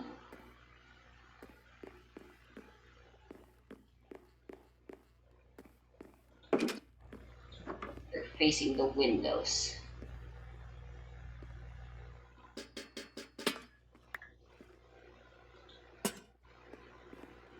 Ooh, I can face them up. I can put them on the fences. Alright, I'll go with that.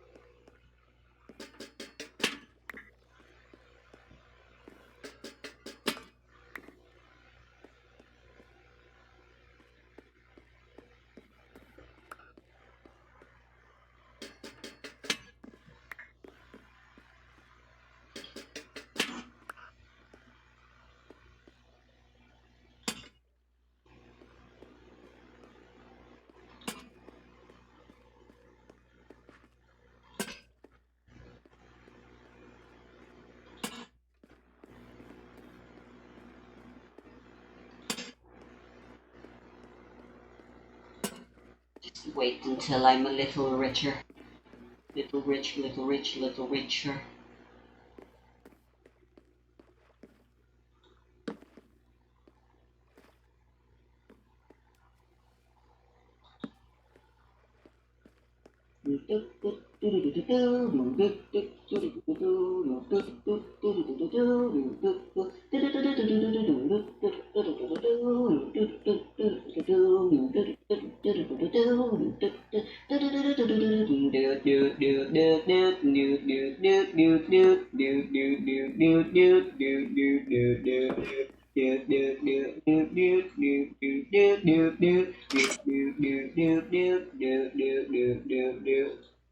Be a big shot. Be a big shot.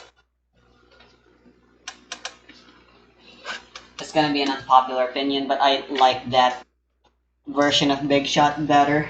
I like Big Shot better than now it's to be a.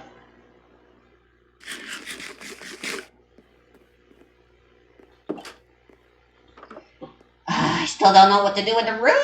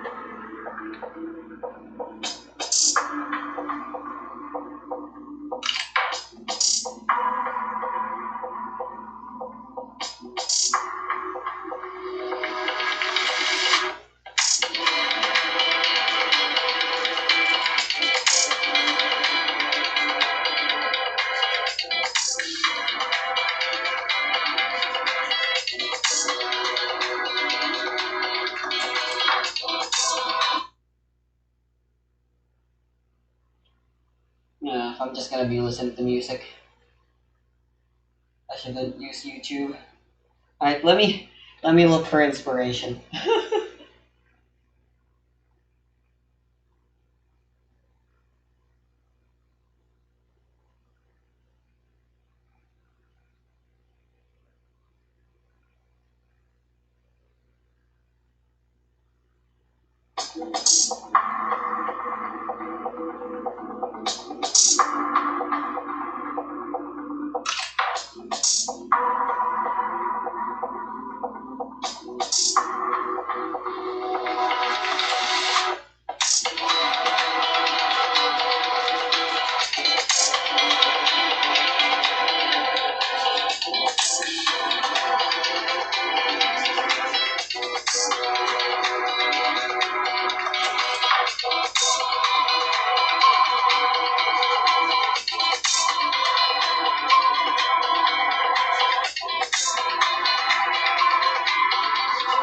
Right.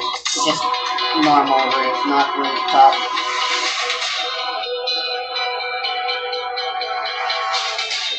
Although, that might be nice.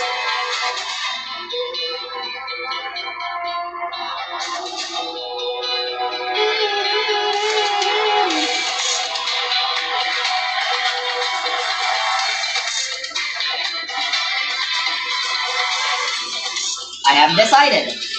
There will be a hammock. When I can finally make a hammock there.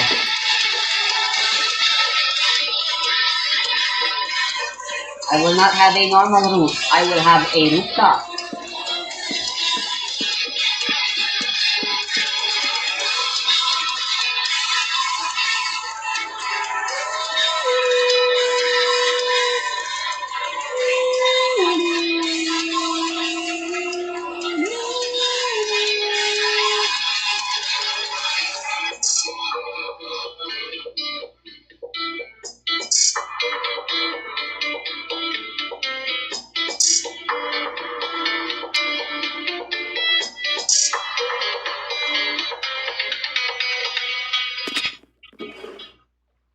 cobblestone do I have left?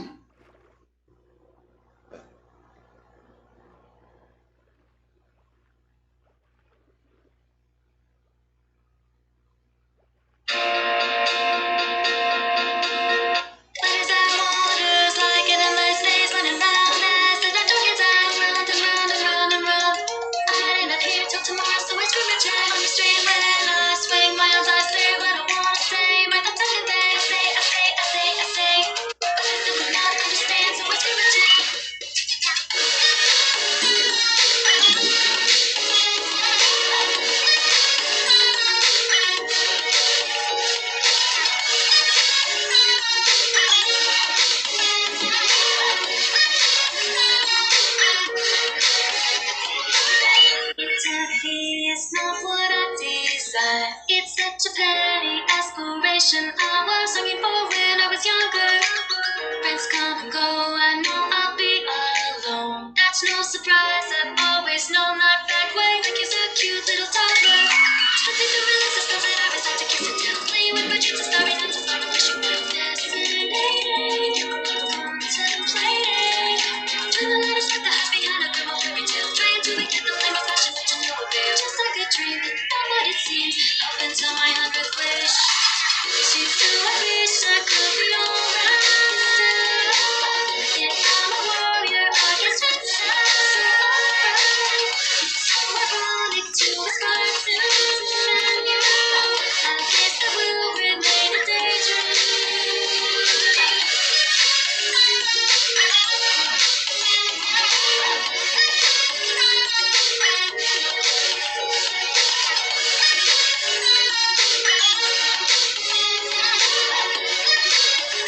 I'll go for a stack for now. I'm not going to do any mathing this time. Finally get to see you where I took it across the formation. My mind says I should do what I am told, but my heart beats a different rhythm, saying I should find courage to save you. It's the same reflection that's residing on the slippery stone, like a well enchanted rose, I don't protect the cycle slow. Agitated, aggravated, trying to light us with the hush behind a grim old fairy tale, trying to rekindle the flame of passion, but to no avail. Follow my dream, I'm on your team, I'm gonna do it my way. She still I wish I could be alright.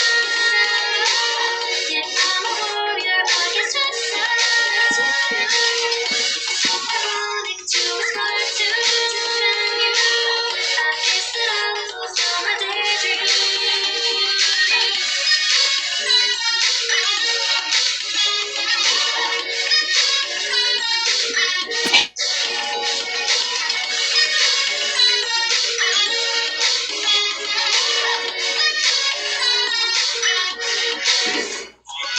Others and others, in a nice days when I'm round and I jump down, round and round and round and round.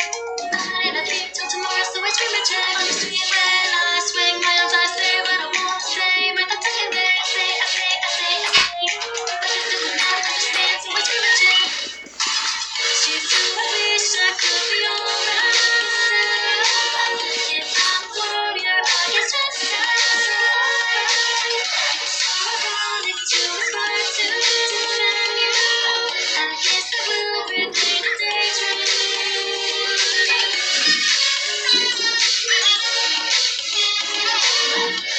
Now did they make some...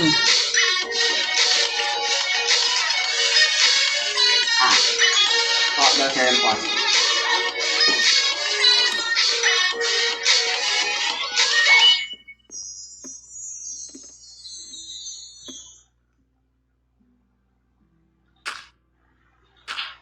Open the curtains, lights on. Give me some bone of this experiment. Oh, the book is strange, like clockwork orange. Keep your eyes buttered till the end.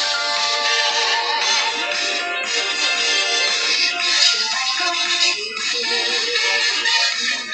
inside the mystery. I want to listen to... Waters and waters, like in a nice days running round as the dark gets out, round and round and round and round. I ain't up here till tomorrow, so I scream and check on the street when I swing my arms. I say what I wanna say, my thoughts I can say,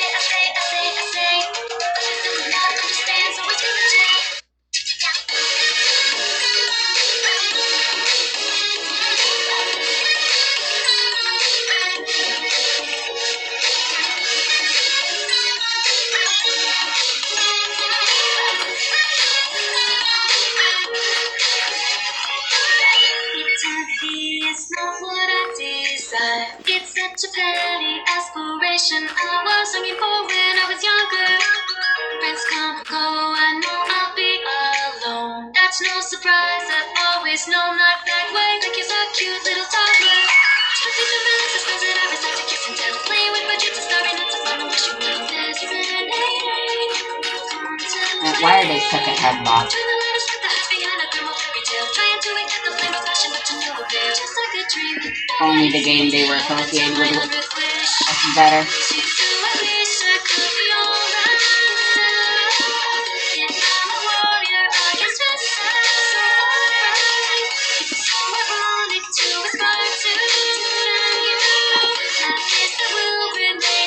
Come on.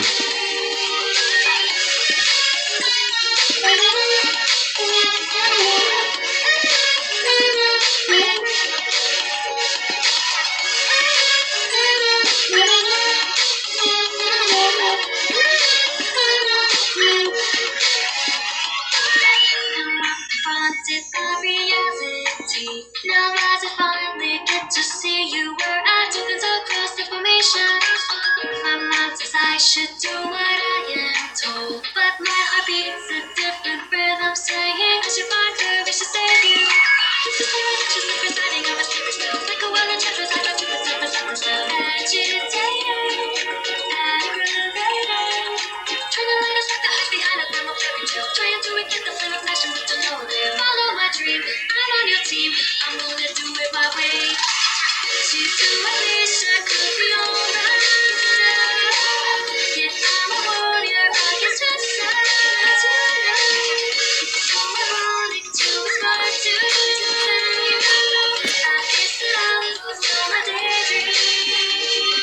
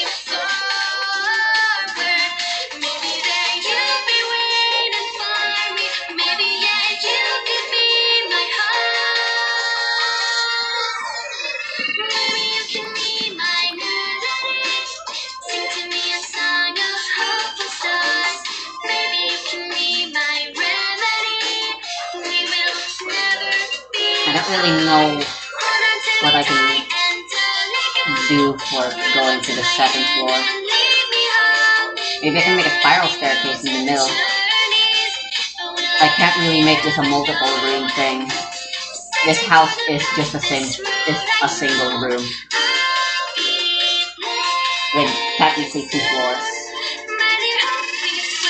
I can't make a staircase on the side, so yeah, I think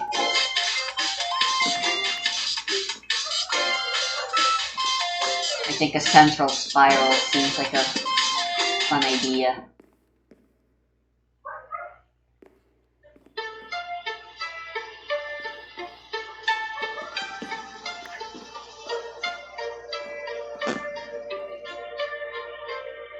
Can you hear the voices laughing from the empty field?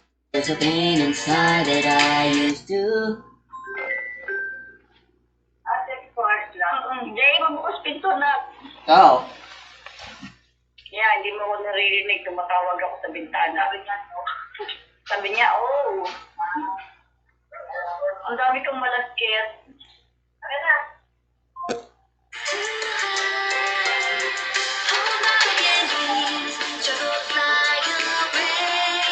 Trying to find your way, love between dreams and realities. Always leading through the highway wind. I'm still looking for you to leave behind the truth.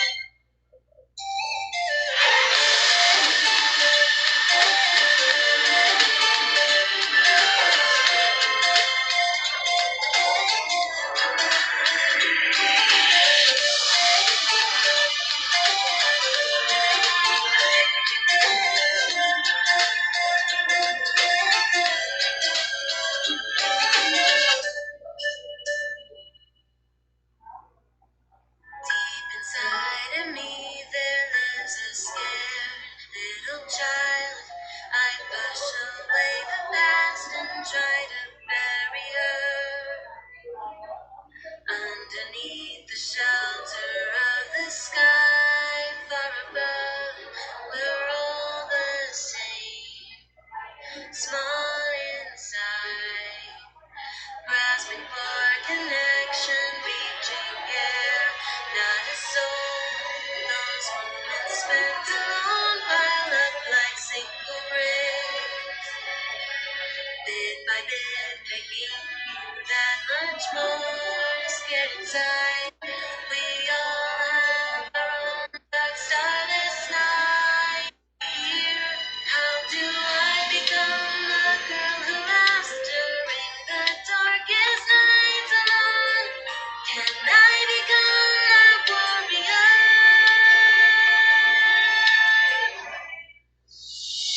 Somewhere out in the world, it's waiting for you. It's the one true thing you've lost. But to find it again, you will face all your fears. They're still intense. There's battles up ahead. They're waiting for you. You will be knocked out, but keep on charging through. Even if my love turns into endless pain and dries up all the tears I haven't shed, I will be the warrior.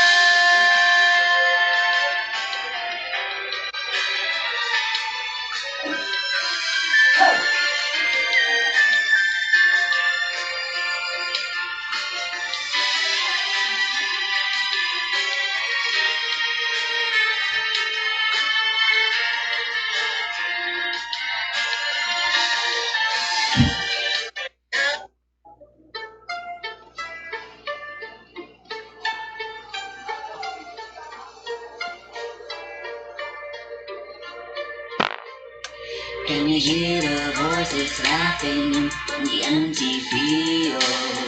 There's a pain inside that I used to hide. I'll never get wings to go fly away and try to find your way. But I'm between dreams and realities, only just leading to the howling wind. I'm still looking for you to leave behind the truth.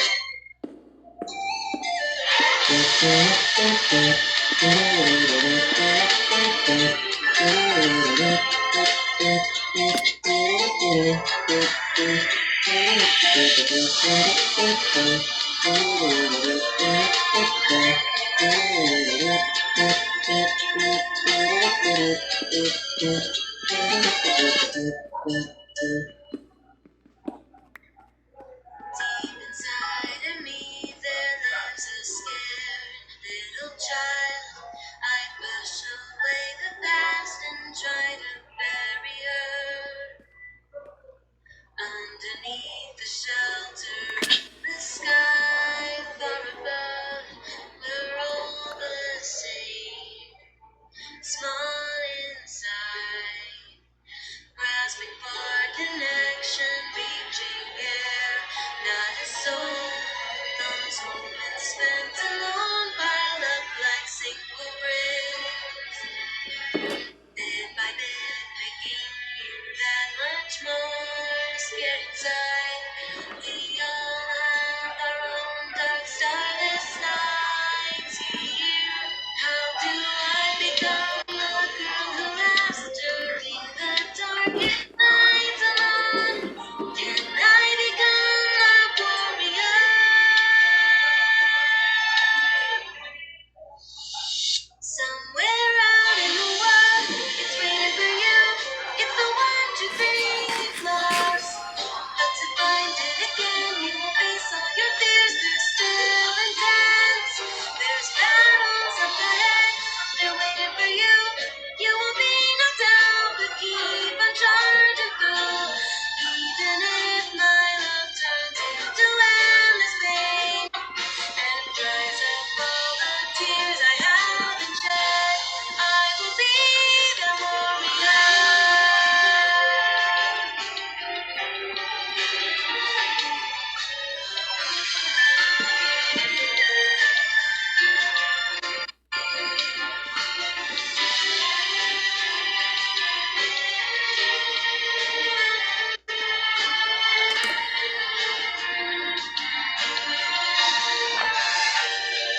How do I find someone to share in the life I've always dreamt on? Can I forgive myself at last?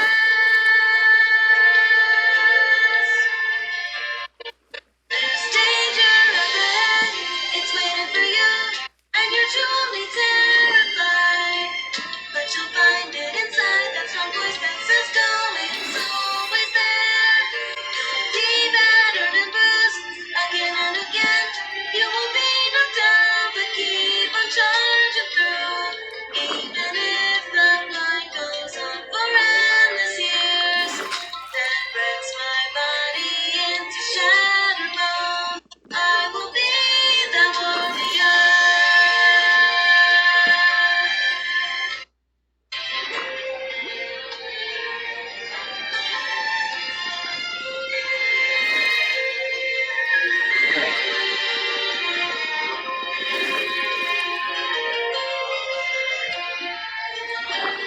I was gonna say this isn't final. I want a much prettier looking sport, but I forgot water's a bitch.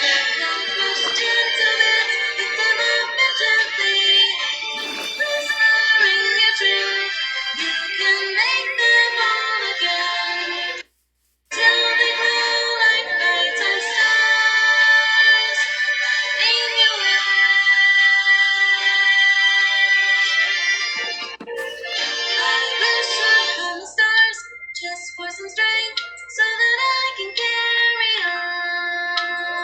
on.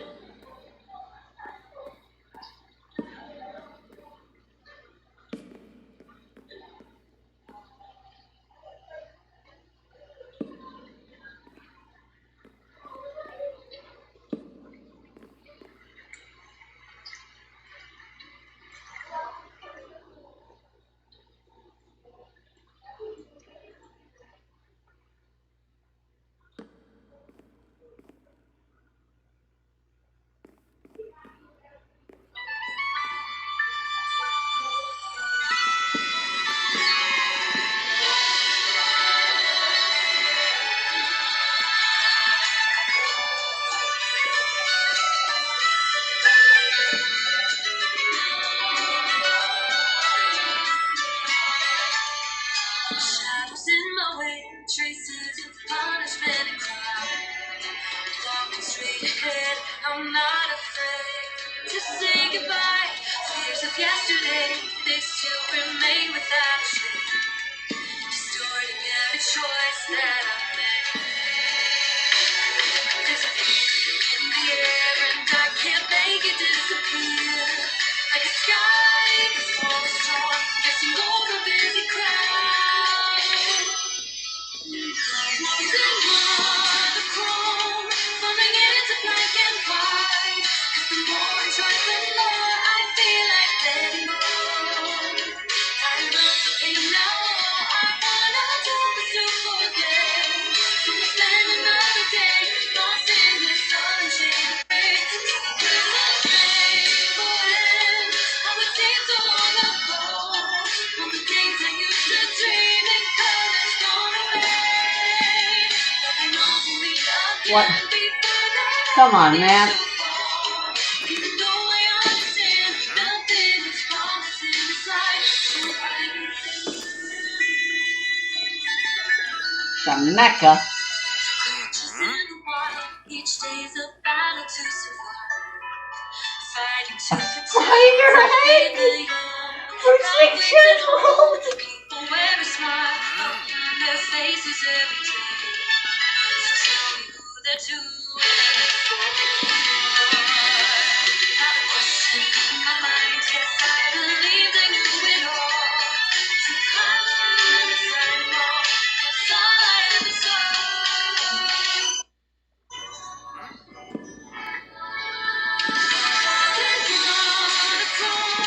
Twisting into black and white. As I try to understand what lies behind the rage. Everything you say, the words they keep on stealing from your heart.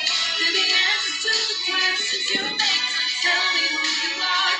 I'm afraid of where I believe that I could go. Every sight I came across back then was beautiful. Now all the colors on my heart are so fading away. If I keep on layering these lines of gray, I'll find a way to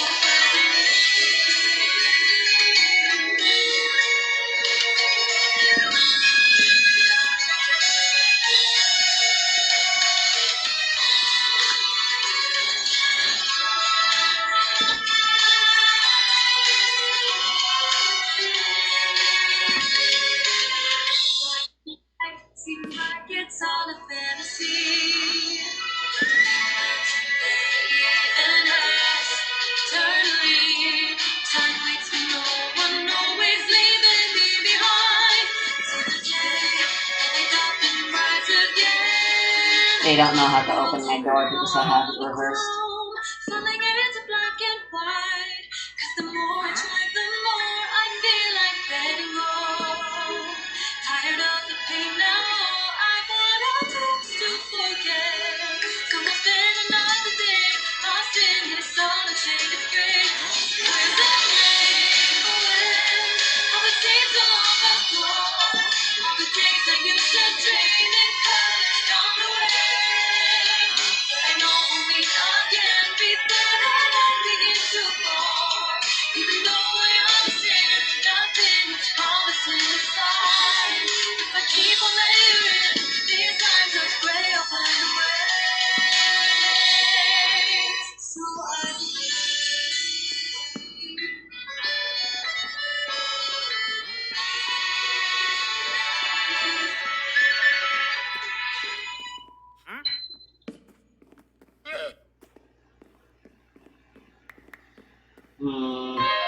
This apartment's a mess.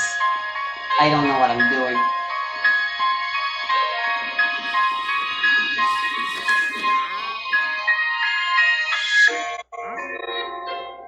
I think I should just go for boring staircase.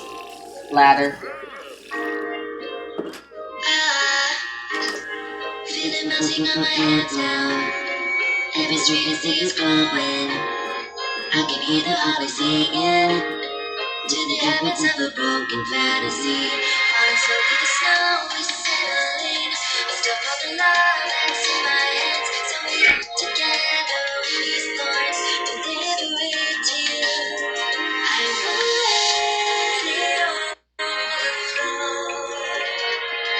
Good time, so you know.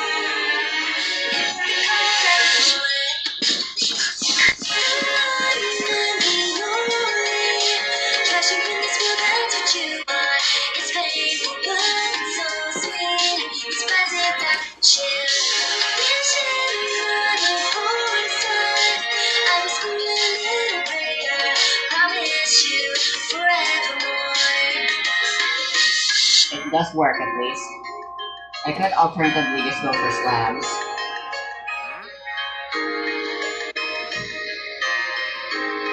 I'm not sure that's space efficient. Unless I'm willing to make it so you have to jump. See the flickering candles. I can feel my fingers squeezing. Then a voice lights up the darkness. Next to you now, I can always find my way. Falling so you can't stop what I feel. Don't care if the world may stop instead.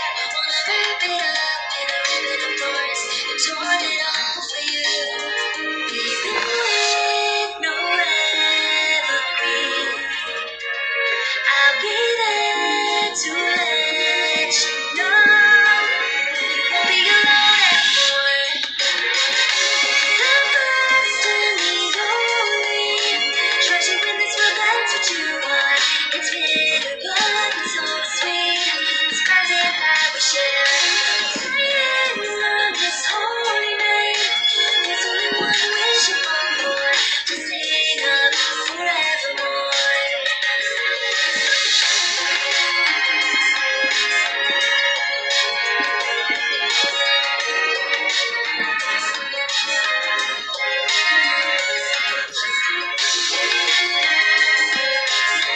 Right then.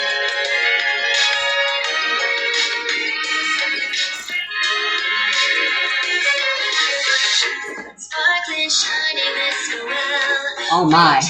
My house is being raided. It can't be something that you've seen before. Not at all. But I wanna get to you. Has to be Oh gosh. something warm and something a little painful. The one and the only treasure in this world, that's what you are. It's No, no, no, no, no. This fucking wandering traitor. Keep closing the door. I need a quick response.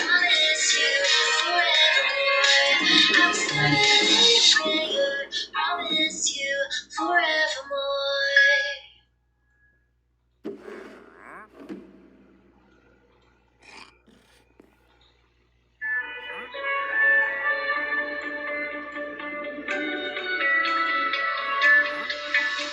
Beyond the never-ending horizon, there is a candy castle and a candy land. Lollies and chocolate gardens melting down.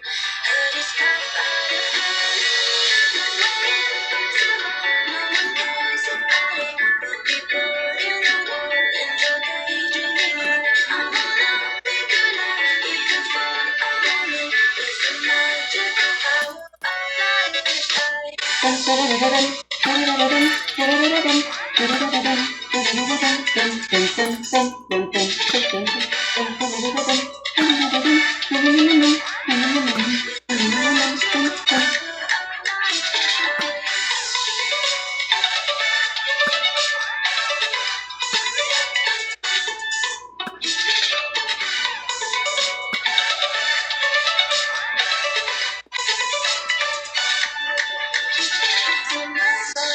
I need nuts. The white snow stars falling up in the summer field, lightly covering the sunflowers melt away. Heard it's so beautiful, no one cares about it, but people daydreaming on wherever you go. Listen to everything and follow the gentle heart in Liar's Light.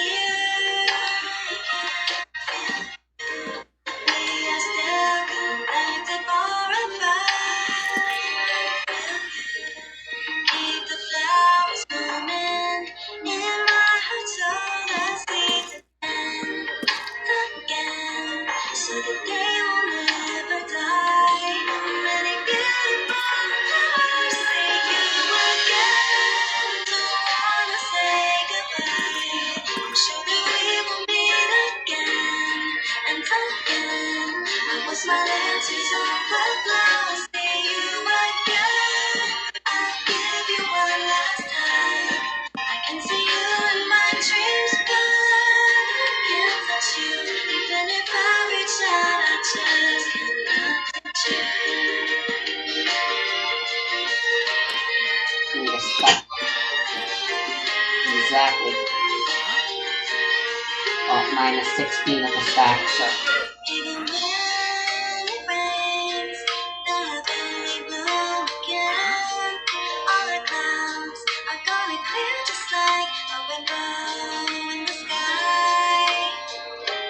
I can only hear your voice. I can hear you calling out my name. I feel like you're somewhere out there. I'll keep you in my heart. Blue man, all the seeds you left behind. Many beautiful flowers see you again. Don't wanna say goodbye. It's the part that breaks my heart. One song, I was smiling to top of clouds. See you again. I'll send you one last song.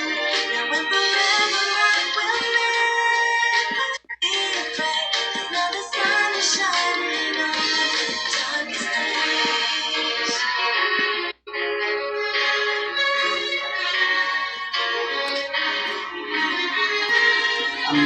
Small miscalculation.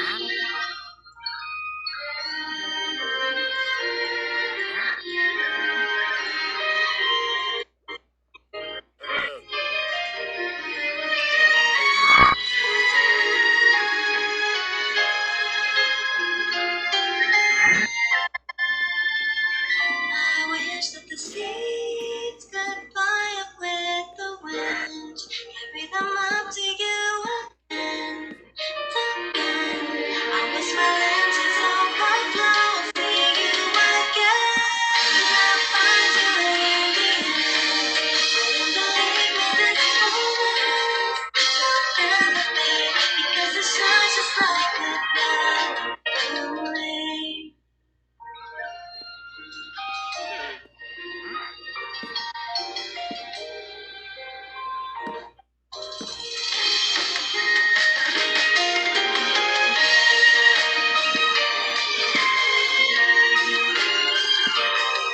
This will be where I'll place my hammock and chill, if I had any.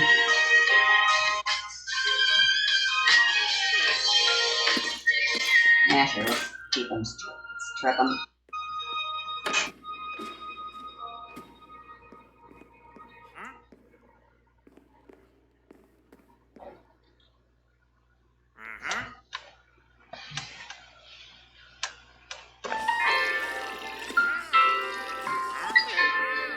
Can I have milk? You seem to have milk. I was only walking down the street along with you. You touched my hair gently. I feel like I've seen this view before. Perhaps it was a dream. It was like deja vu. Tell me, how do I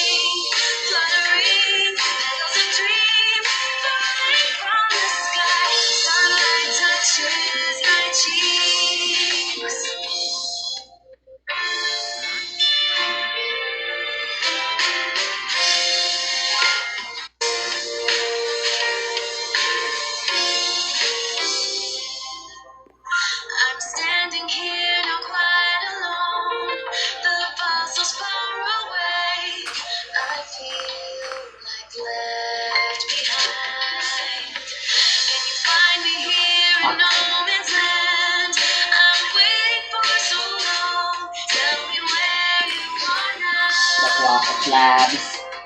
Just one more time, take me back there. The wind still tells me of the time of year. That's where was so blue. It was too bright for me. I'm just longing for your sweet smile. Time to get serious. I have no idea how to do them though. It's slowly melting and flowing with the sound of rain. I'm sleeping alone, still dreaming of you. I wake up and realize you're not here. Fluttering, fluttering, petals of dream falling from the sky. I'm missing all those days.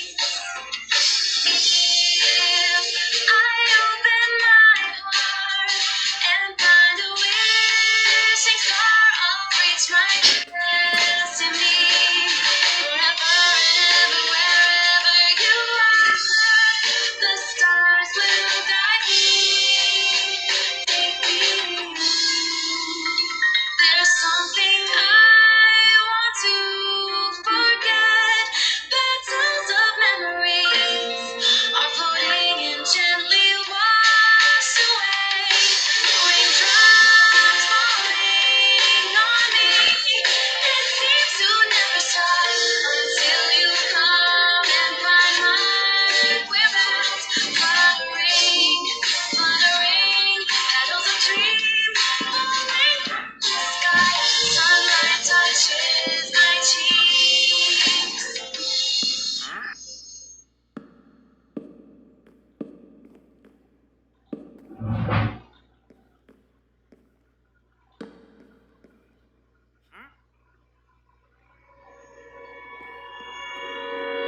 I hear a voice somewhere, far in the distance, guiding me up there. Past the horizon, under the rising moon. You wasted all those iron. Calling out my name. I'm gonna use these, dang it. Hey, now if you ever caught in the middle of a maze wondering endlessly, it's enough to trust the stars above to guide you all the way through. Don't forget, despite the threat, you gotta know you're not alone. The pain might not easily go right away, but I do know I believe in your strength.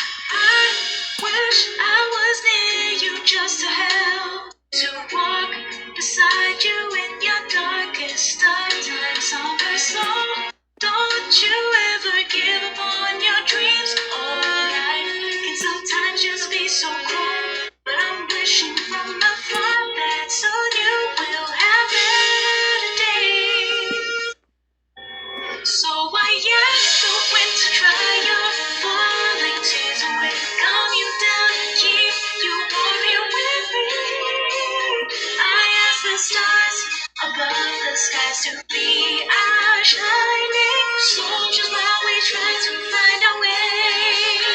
Hoping that the scars in your heart fade entirely as I hold you in my arms so deep. I'm asking for the Lord, give me one more night as she shines her guiding light. Give me time, hope will never be apart. Don't mind, always somewhere far in the distance, might and be you are there. Past the horizon, under the rising moon, the sleeping sky calling out my name. Hey, now that we can hold each other's hands and connect again as we depart in that destination no one has ever explored. Though I know the world's not fair, we may be afraid, but we'll hold on. I will keep on walking with you, even if we're walking on a path of utter loneliness. Cold-hearted is this about to break? A fragile moment of delight like candy. The smile for me is a precious memory in time.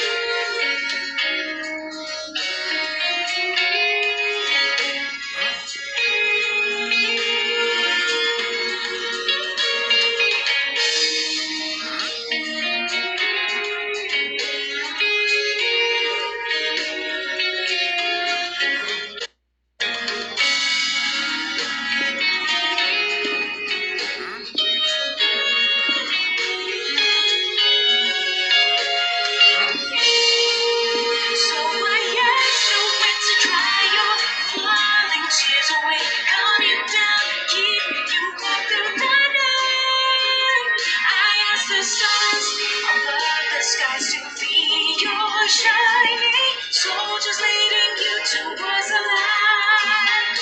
Made of broken with the wilderness to set you free away from all the uncertainty.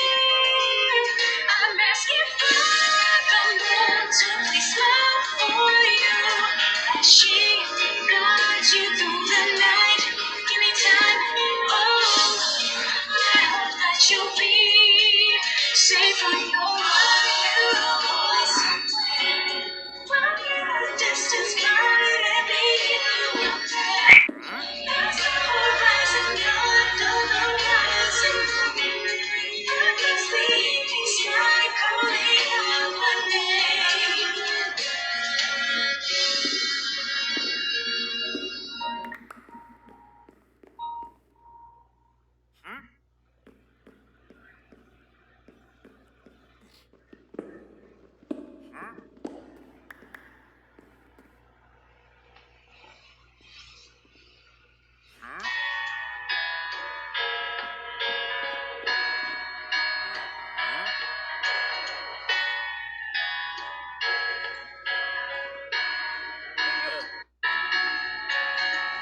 Used to be so numb, always focused on my own desires.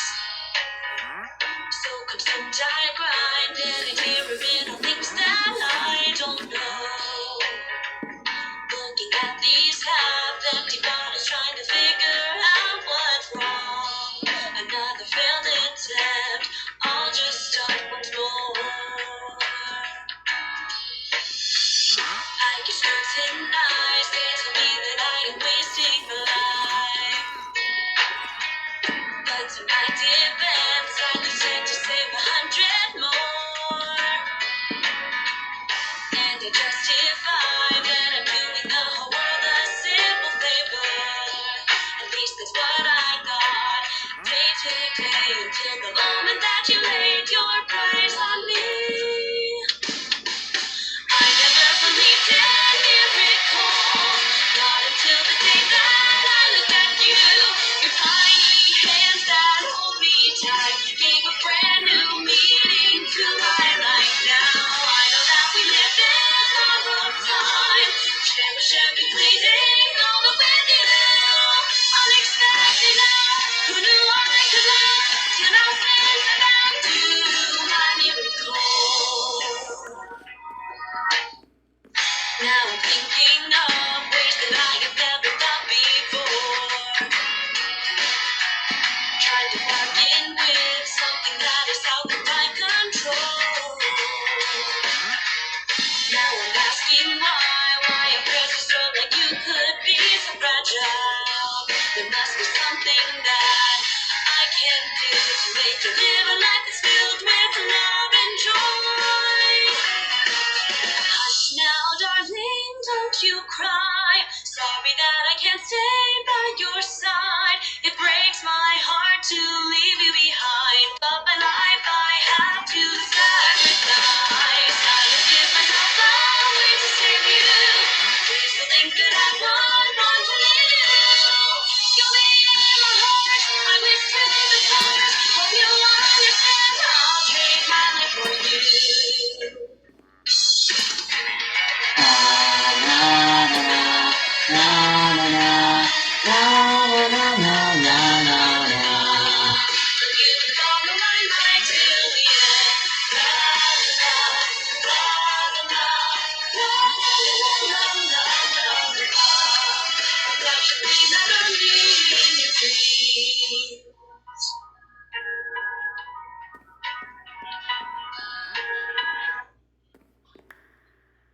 It's just kind of awkward interior, honestly.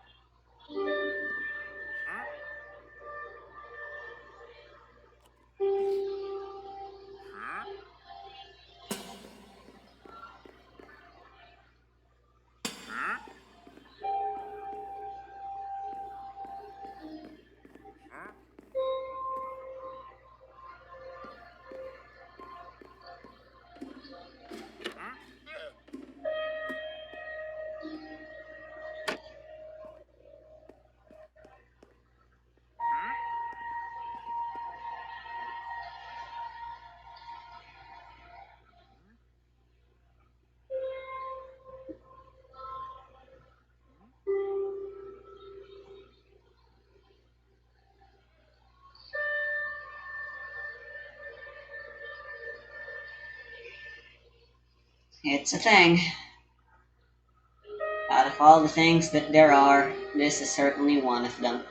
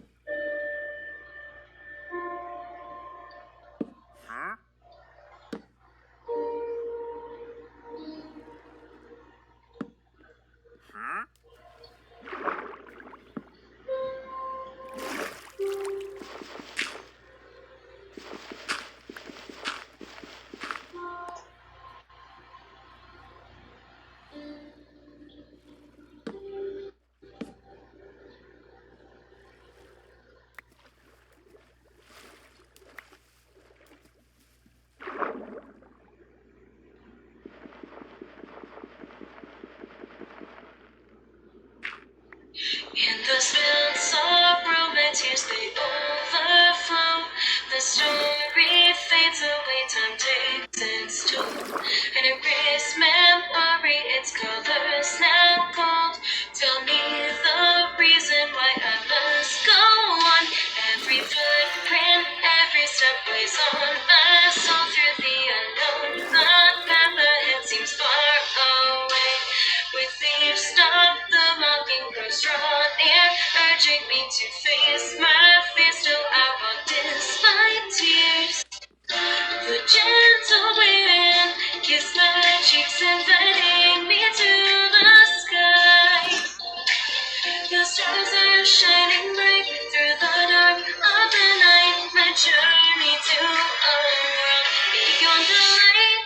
1, 2, 3, 4, get on your feet. Count down the days, embrace my faith. Knocking on the door that's tightly sealed into darkness that hasn't been trapped. 1, 2, 3, 4, get on your feet. I won't back down till my wish comes true. Turn on the lights, walk through the night. Someday I'll reach the place that I long to find.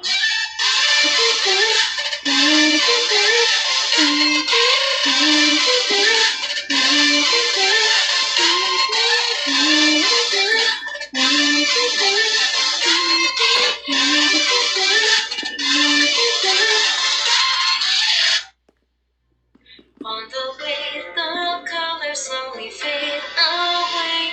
A ray of light still shines upon my hand. The moon whispers me secrets yet unsaid. The sweet lullabies echo in my head. Broken sky above, I just need some comfort. Seeking hope for tomorrow, but the wind is cold. As the night gives way to light, I wipe all my tears, close my eyes, and see myself beyond the dark. The clouds drift away till they are out of sight. Dreams come and go. Alone and defeated, longing for a place to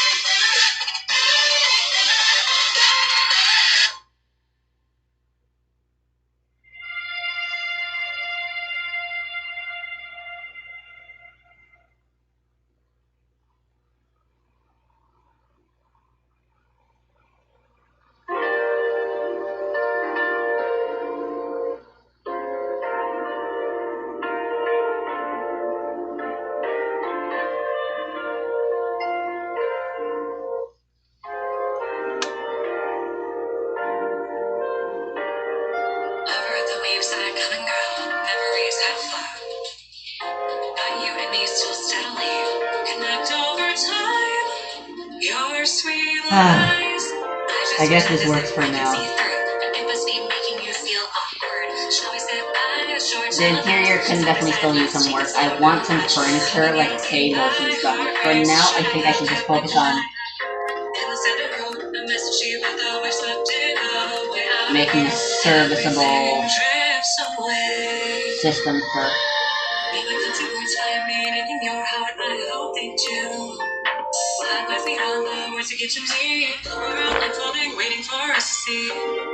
Stay with me forever. Like the sound of waves. You're just you and me. Do I use barrels? Do I stick to barrels? Barrels are nice and convenient, but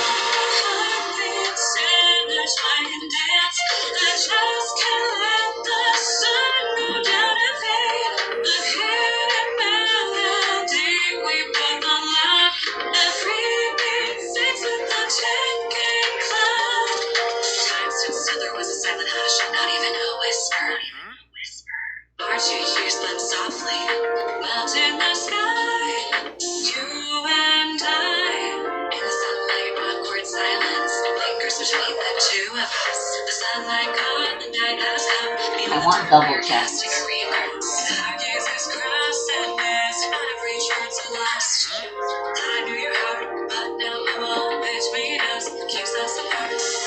Should I make my storage be on the second floor instead? And have all of the crafty craft stuff, like furnaces and stuff, the workstations, be on the first floor.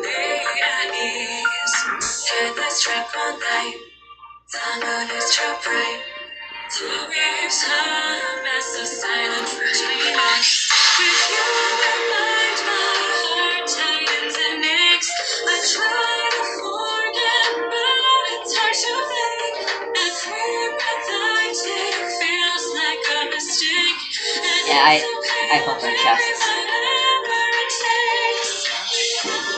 I don't know what to do with all these barrels now, though. I'm committing to chests.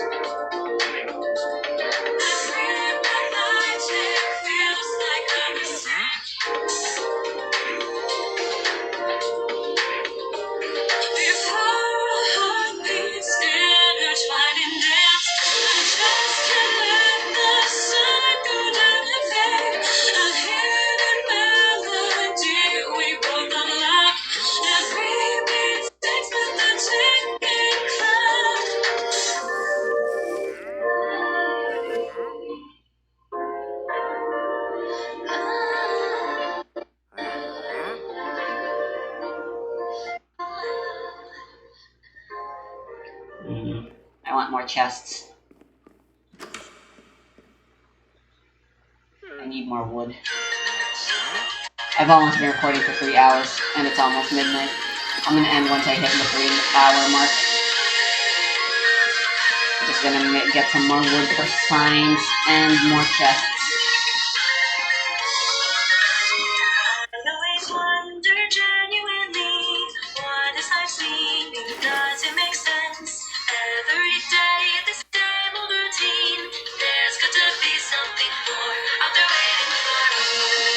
And then I'll make buoys for farms made of wood.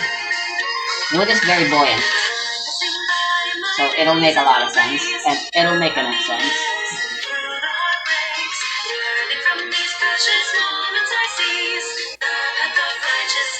For the most part.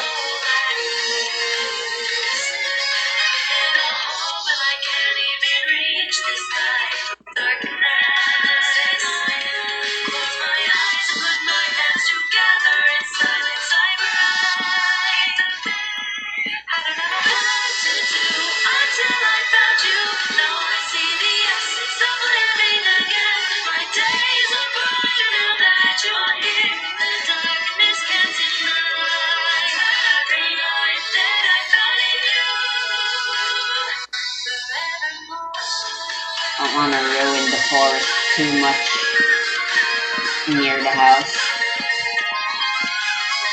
I'll go a little farther.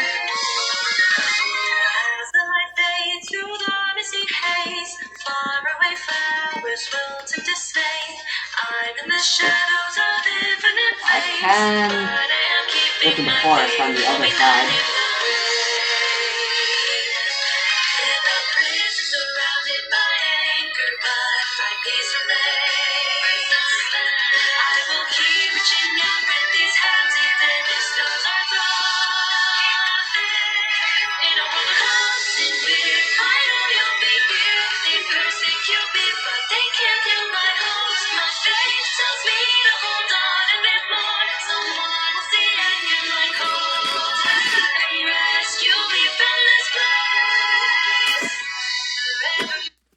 Yikes, I didn't mean to. I'm so sorry.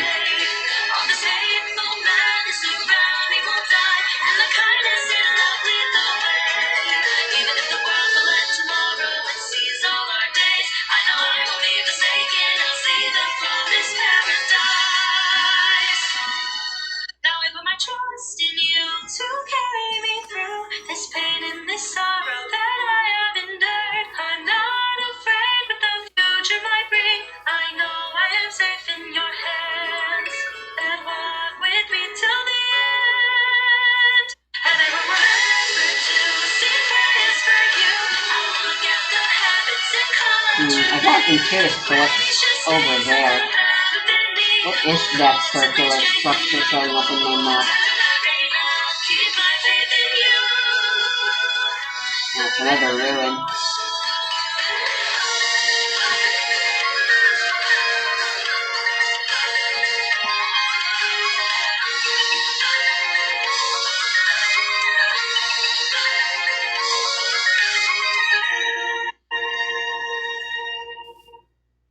Any cows around here, actually?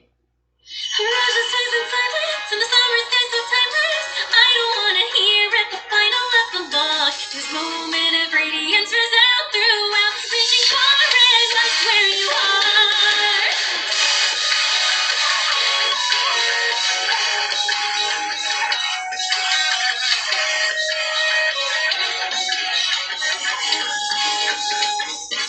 I need cows. Someday I know certain I'll surely fall down, must be echoes lie within me. Deep down inside my heart, shining ever so bright, bringing me to my soul. Just a dream amidst the chaos of it all. If I can find you smiling somewhere safe and sound, I'll know the reason why I must endure the pain and fight right through the fire. See the rising heat of your face, I feel it. Thunderstorm blew away all the trees for this. Very sad. At least I think that's what happened. I'm not even sure trees like that can occur in real life.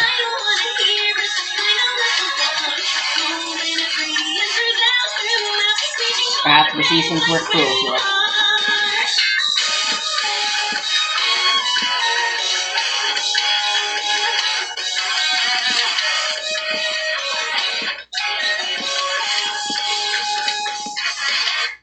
Travelers everywhere, all they've been looking for, one and only utopia. One day you'll find a friend, next day they'll pass you by, wandering the ocean's blue.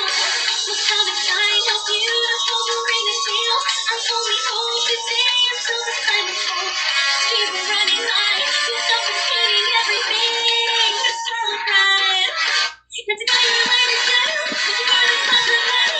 Me and the thunderstorm keep on going till the door. I'll make the question never stop again. Come into my heart and soul.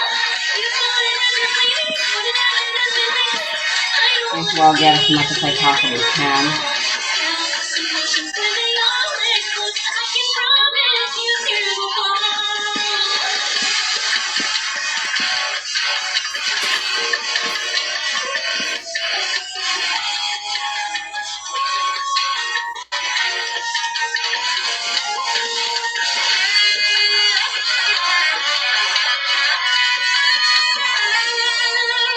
Rising heat of passion, I can feel the heat of passion. I don't wanna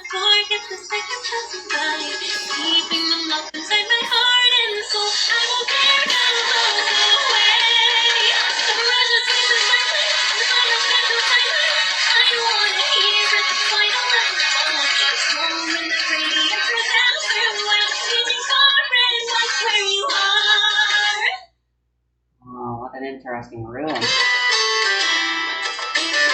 don't trust it though, and I'm not prepared to explore it. Chasing after I'll unnoticed leave it alone. trying random constellations with the light, trying to make up stories and pretend the truth is so pointless.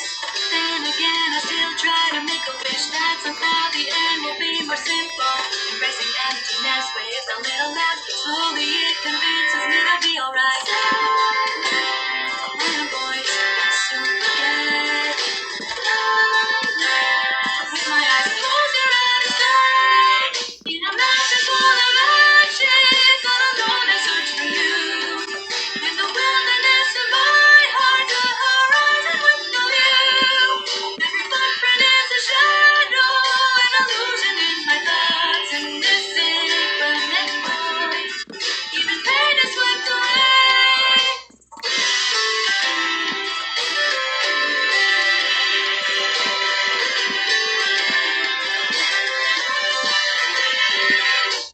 Fallen bloom is gathering repeatedly, back again in the same old scenery, just beyond the door that's always empty.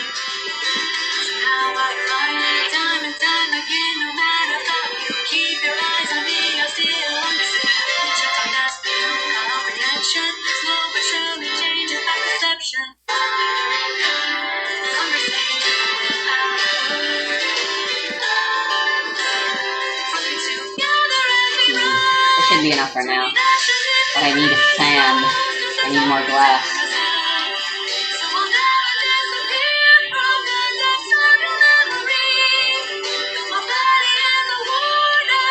It kind of looks imposing. What with it being made of stone bricks and all. Albeit compared to all of the structures that we've seen that naturally spawn, my base really doesn't look good at all.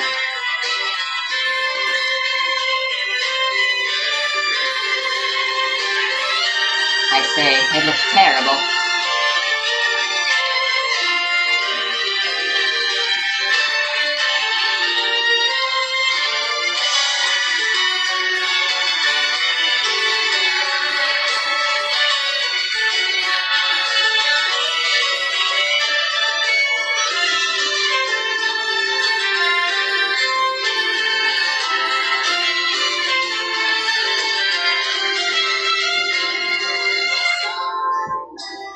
I don't need anything else.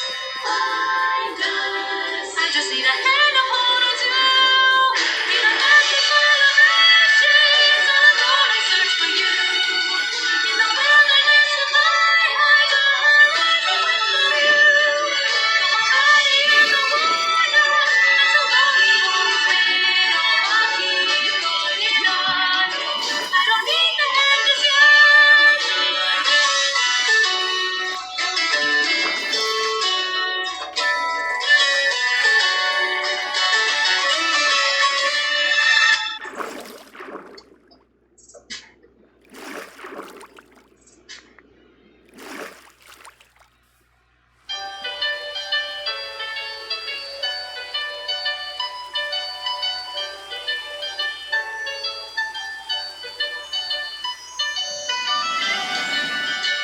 Oh my.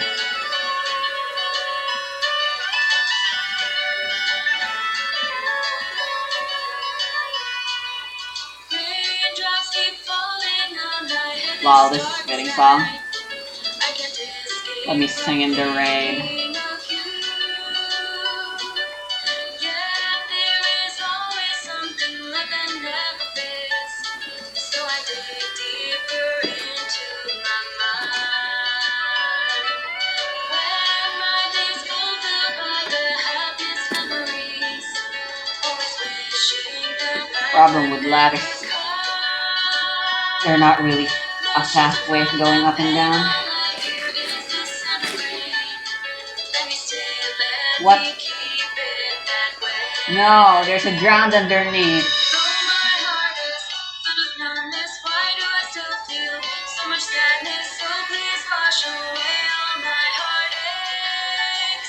Every raindrop falling on me, melting my tears.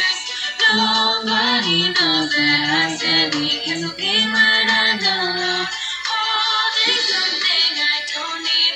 What am I still looking for? Let me sing in the raindrops, let it be. Unspeakable feelings overflow and flow. Drowning in this emptiness, the lines are crossing in my mind. Although I already know that it is time to walk away. Let me sing in the rain, just let it be. Oh, rain, don't stop, just keep falling.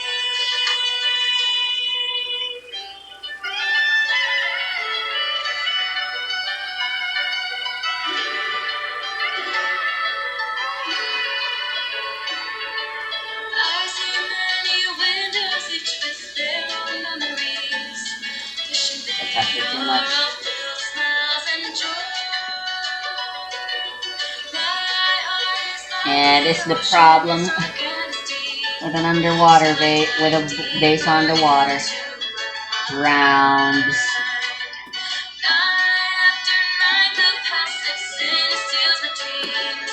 I still cling to the sweet memories.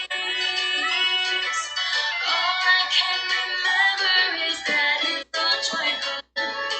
Let me see, let me feel it that way.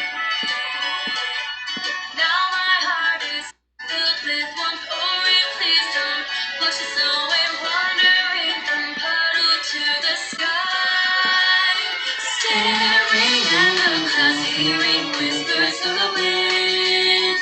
Yet I still struggle, searching for the meaning of these years. Holding something I don't need. What am I still looking for? Yeah. Let me dance in the rain, just let it be. And you can hear my voice, please tell me what you want. When I close my eyes, I feel like you are right here with me. I wanna feel it more though I know it's time to walk away. Let me sing in the rain, just let it be. Oh, rain, don't stop, just keep falling.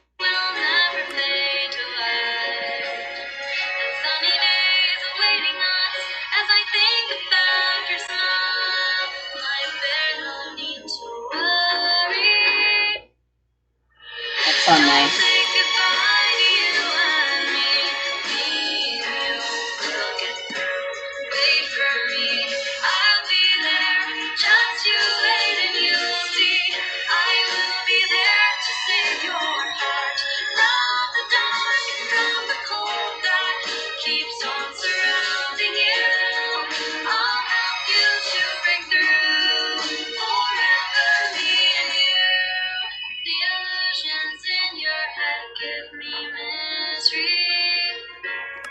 I hope you know to always remember that I'm still holding on for you.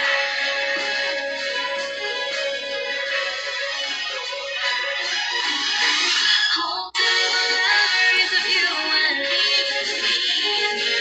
We'll get through. Wait for me. I'll be there. Just you wait and you'll see. I will be there to save your heart from the dark, from the cold that keeps on surrounding you. I'll help you to break through. Forever me and you.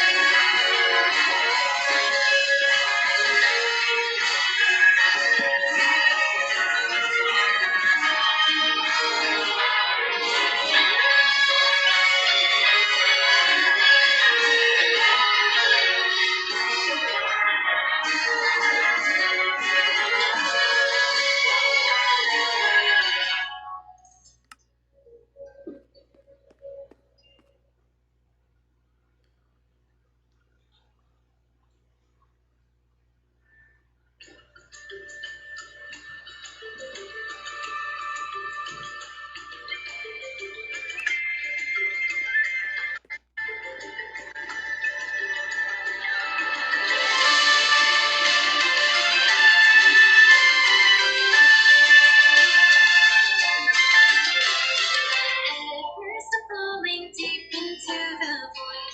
Next moment I wake from a dream. The start of a journey that leads to the end. Every step takes me further from peace. When all the pain that's been lost on the way is found and collected again. Please won't you let me take your hand in mine, and together we'll dance you and I. Right by the window, a flower blooms, wishing for you. Wasn't you when the storm green? Let's have it from somewhere else. Every night, every dream that it whispers to me. Even now I remember them all.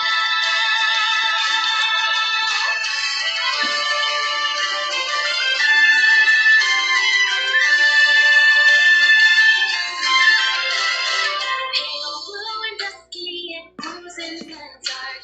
A petal that rests on the floor. No matter how fragile our wishes may seem, keep holding on, don't let them go.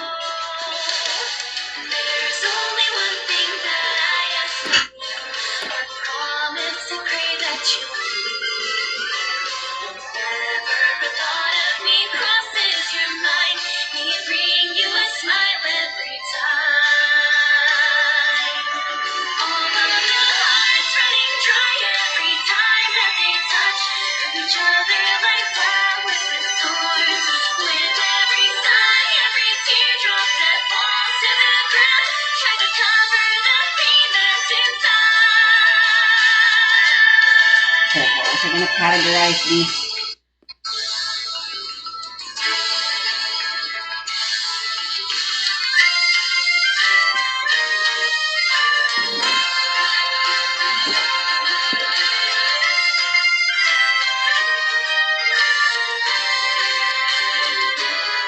Right by the window, a flower blooms, wishing for you. Wasn't you when that story was true? And every night, every dream that it whispers to me. Even now I remember them all. Wish I could hold you just one moment in time, even though you're still so far away. Someday, somewhere, I believe that I'll see you again. So I'll wait till the morning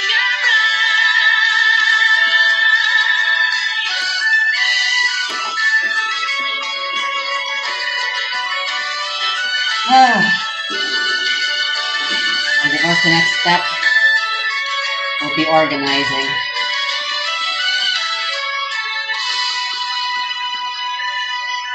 This is Minecraft at its finest and strongest. When you're building,